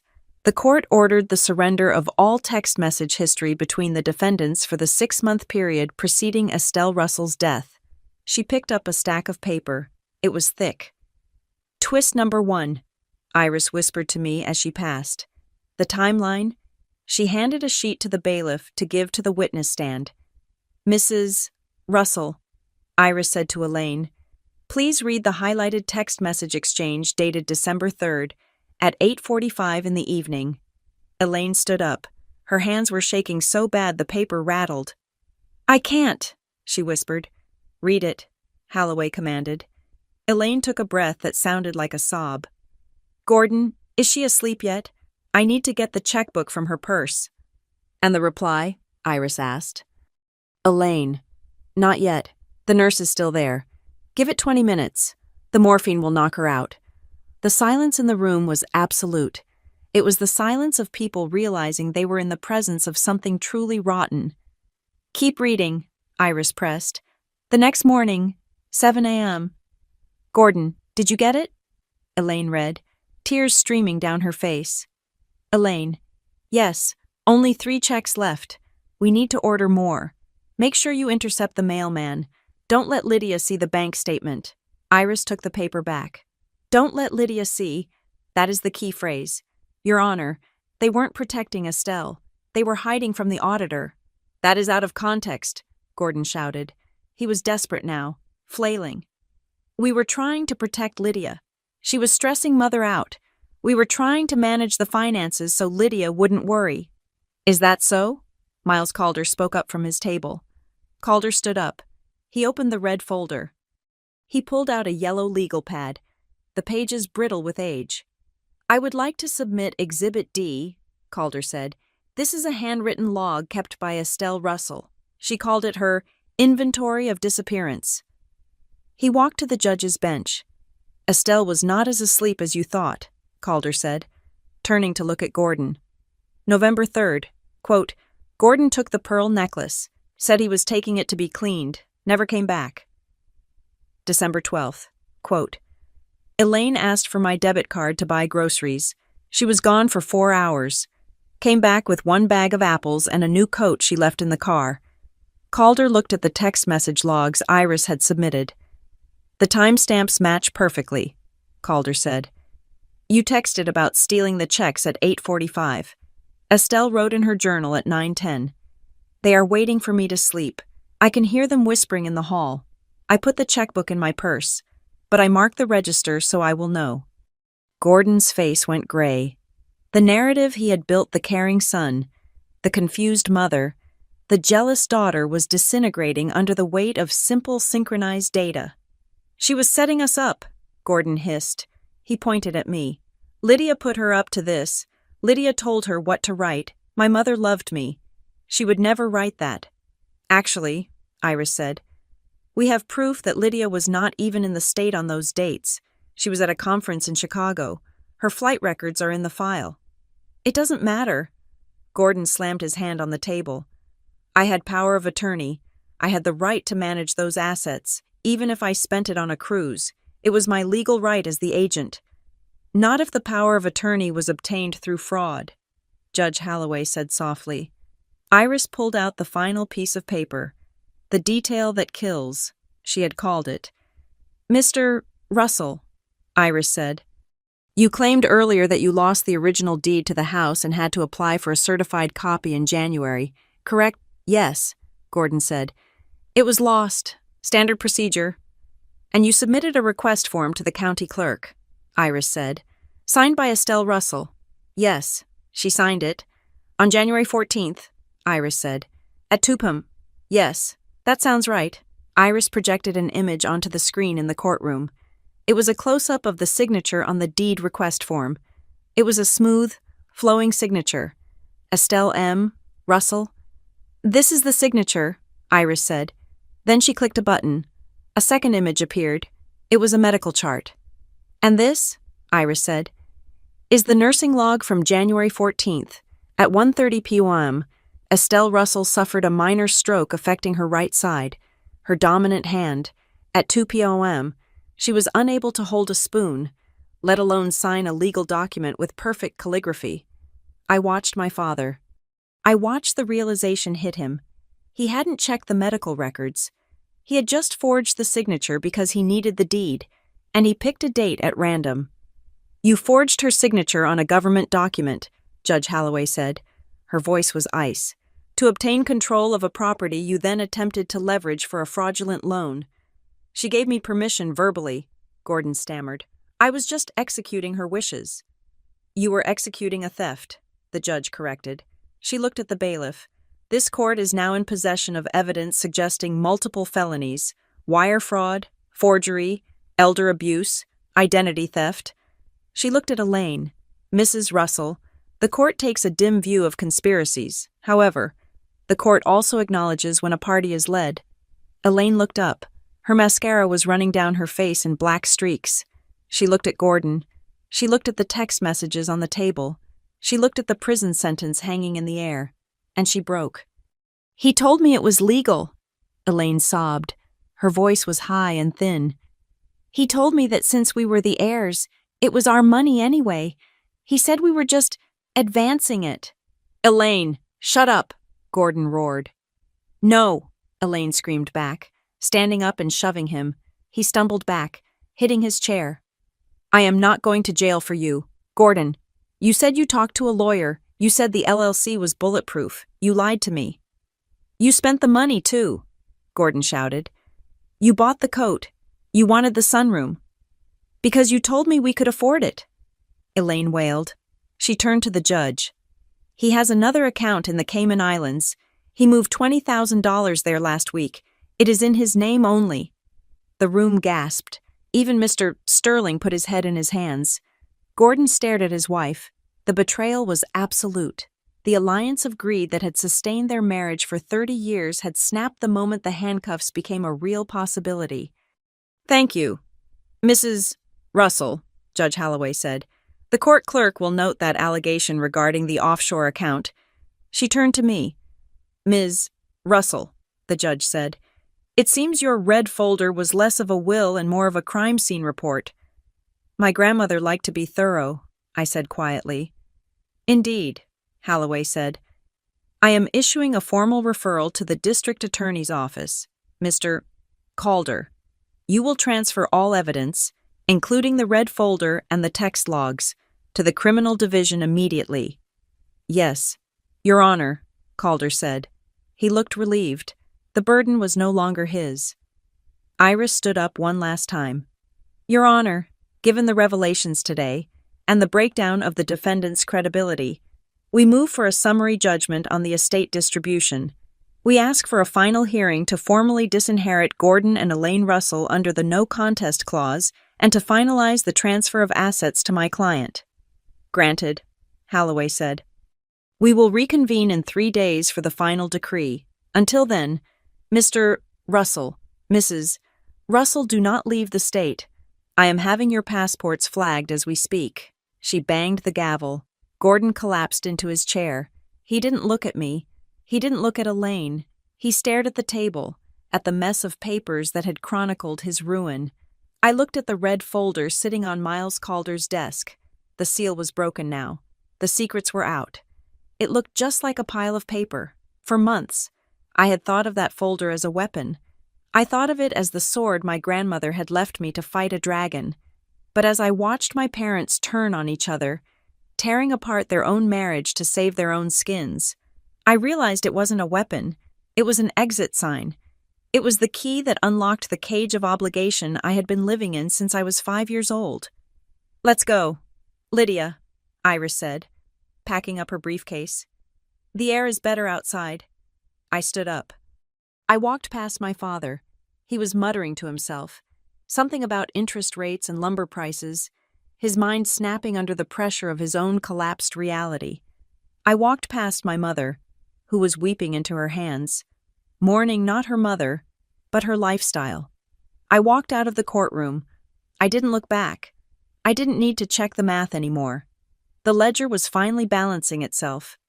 The final session of the Estelle Russell probate hearing took place on a Friday afternoon.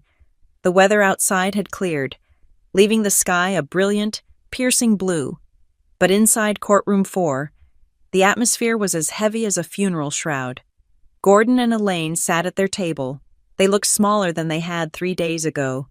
The arrogance that had inflated them like cheap balloons had been punctured, leaving behind only the saggy, wrinkled reality of 2 people who had gambled their dignity and lost. Gordon was wearing the same suit he had worn on Tuesday, but now the collar was unbuttoned, and his tie hung loose around his neck like a noose he had forgotten to tighten. Elaine was staring at the table, her hands clutching a tissue that had been shredded into white confetti. Judge Holloway entered. We stood. She sat. The movement was efficient, devoid of pomp. She was not here to preside over a debate anymore. She was here to deliver a sentence. "Be seated," she said. She opened the file in front of her. It was thick. It contained the forensic accountant's report, the text message logs, and the final inventory of the red folder. "I have reviewed the findings of the forensic audit," Judge Holloway began. Her voice echoed in the silent room. "And I have reviewed the terms of the last will and testament of Estelle Marie Russell, specifically the conditional clauses attached to the sealed addendum." She looked at my parents.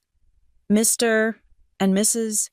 Russell, the court finds that your actions over the last 6 months, specifically the creation of the fraudulent entity, Russell Home Solutions, the unauthorized cash withdrawals, and the attempt to secure a loan against the property constitute a direct violation of your fiduciary duties." Gordon flinched. He opened his mouth to speak, but Mr. Sterling, his lawyer, placed a heavy hand on his forearm to silence him. "Furthermore," the judge continued. Your decision to file a counter motion against the primary beneficiary, Lydia Russell, claiming theft and undue influence, has triggered Article 7 of the will. This is commonly known as a no contest clause or an in terrorem clause. She picked up a piece of paper and read from it. Quote, if any beneficiary under this will contest the validity of this will or any of its provisions, or conspires to challenge the distribution of assets, then all bequests to such beneficiary shall be revoked, and they shall be treated as if they had predeceased me. Elaine let out a small, strangled whimper. This means, Judge Holloway said, lowering the paper, that the $5,000 bequests originally allocated to each of you are null and void. You are effectively disinherited. We know, Gordon muttered. We get nothing. Fine. Just let us go. I am afraid it is not that simple. Mr. Russell, Judge Holloway said. A sharp edge entered her voice. Disinheritance simply means you do not receive a gift. It does not absolve you of your debts. She turned a page in the ledger. The forensic audit confirmed that the total amount of unauthorized funds removed from Estelle Russell's accounts during the final 2 years of her life totals $142,350. This includes the $28,000 diverted to your LLC, the $75,000 drawn from the home equity line of credit, and various cash withdrawals. She looked over her glasses. Under civil law, this is considered unjust enrichment and conversion of assets. You are legally required to pay this money back to the estate. Gordon's head snapped up. Pay it back. We don't have it. We spent it on expenses. Then you will sell your assets to satisfy the judgment, Holloway said coldly. The court is issuing a restitution order in the amount of $142,000, plus legal fees incurred by the estate to uncover this fraud. This judgment will be attached to your personal property, your vehicles, and your own home. You can't take our house, Elaine screamed, jumping up. We have lived there for 30 years. Then perhaps you should not have tried to steal your mother's house, Holloway shot back.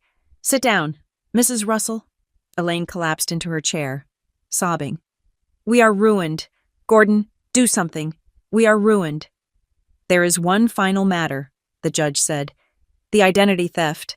She looked at me. Lydia Russell has provided evidence that credit lines were opened in her name without her consent, and that an attempt was made to access her bank account. This evidence has been forwarded to the district attorney. That is a criminal matter, and it will be handled in a separate trial. Today, however, I am making the temporary restraining order permanent. She signed the document with a flourish. Gordon and Elaine Russell are to have no contact with Lydia Russell. You are not to come within 500 feet of her home or place of business. You are not to contact her by phone, email, or third party. If you violate this order, you will be arrested immediately. Judge Holloway closed the file. The sound was like a book slamming shut on a long, tragic story. The house at 400 Harrow Lane, along with the remaining contents of the trust, is hereby transferred to the sole beneficiary, Lydia Russell.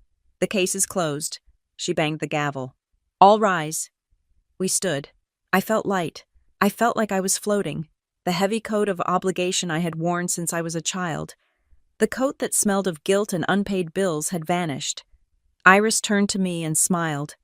It was the first genuine, soft smile I had seen on her face. It is done, Lydia. You own the house. You own your name, and they owe you a fortune they can't pay. I don't care about the money, I said. I just care that they can't call me anymore. We gathered our things. I picked up the red folder. It was empty now. The documents filed into evidence, but I kept the folder itself. It felt like a trophy. We walked toward the exit. The bailiff opened the double doors. Gordon and Elaine were standing in the hallway. They were arguing with Mr. Sterling, who looked like he was trying to resign on the spot. When they saw me, they stopped. Gordon looked at me with pure hatred. His face was red, his eyes bulging. He looked like he wanted to hit me, but the presence of the bailiff and the threat of the restraining order held him back. Elaine, however, did not look hateful. She looked terrified, and then, in a split second, She shifted. She engaged the victim protocol. She rushed forward, ignoring her lawyer's outstretched hand. She stopped 5 feet away from me, just outside the strike zone. "Lydia," she pleaded. Her voice cracked. It was the voice she used when she wanted me to co-sign a loan. It was the voice of the martyr. "Lydia, honey, you can't let them do this. You can't let them take our house. We are your parents." I stopped. I looked at her. I saw the tears. But I also saw the calculation behind them. She wasn't crying because she had lost me. She was crying because she had lost her safety net. "We made a mistake," Elaine sobbed, reaching out a hand. "We were desperate, but we are family. You can't leave us with nothing. You have the house now. You have the trust. You can help us. Just pay the restitution. Please, don't abandon your mother." The hallway went quiet. People were watching.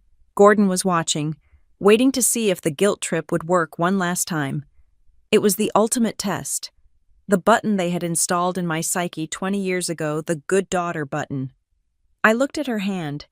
It was the same hand that had guided mine to sign checks I didn't understand. It was the same hand that had shredded bank statements. I reached into the red folder. I didn't pull out a legal document.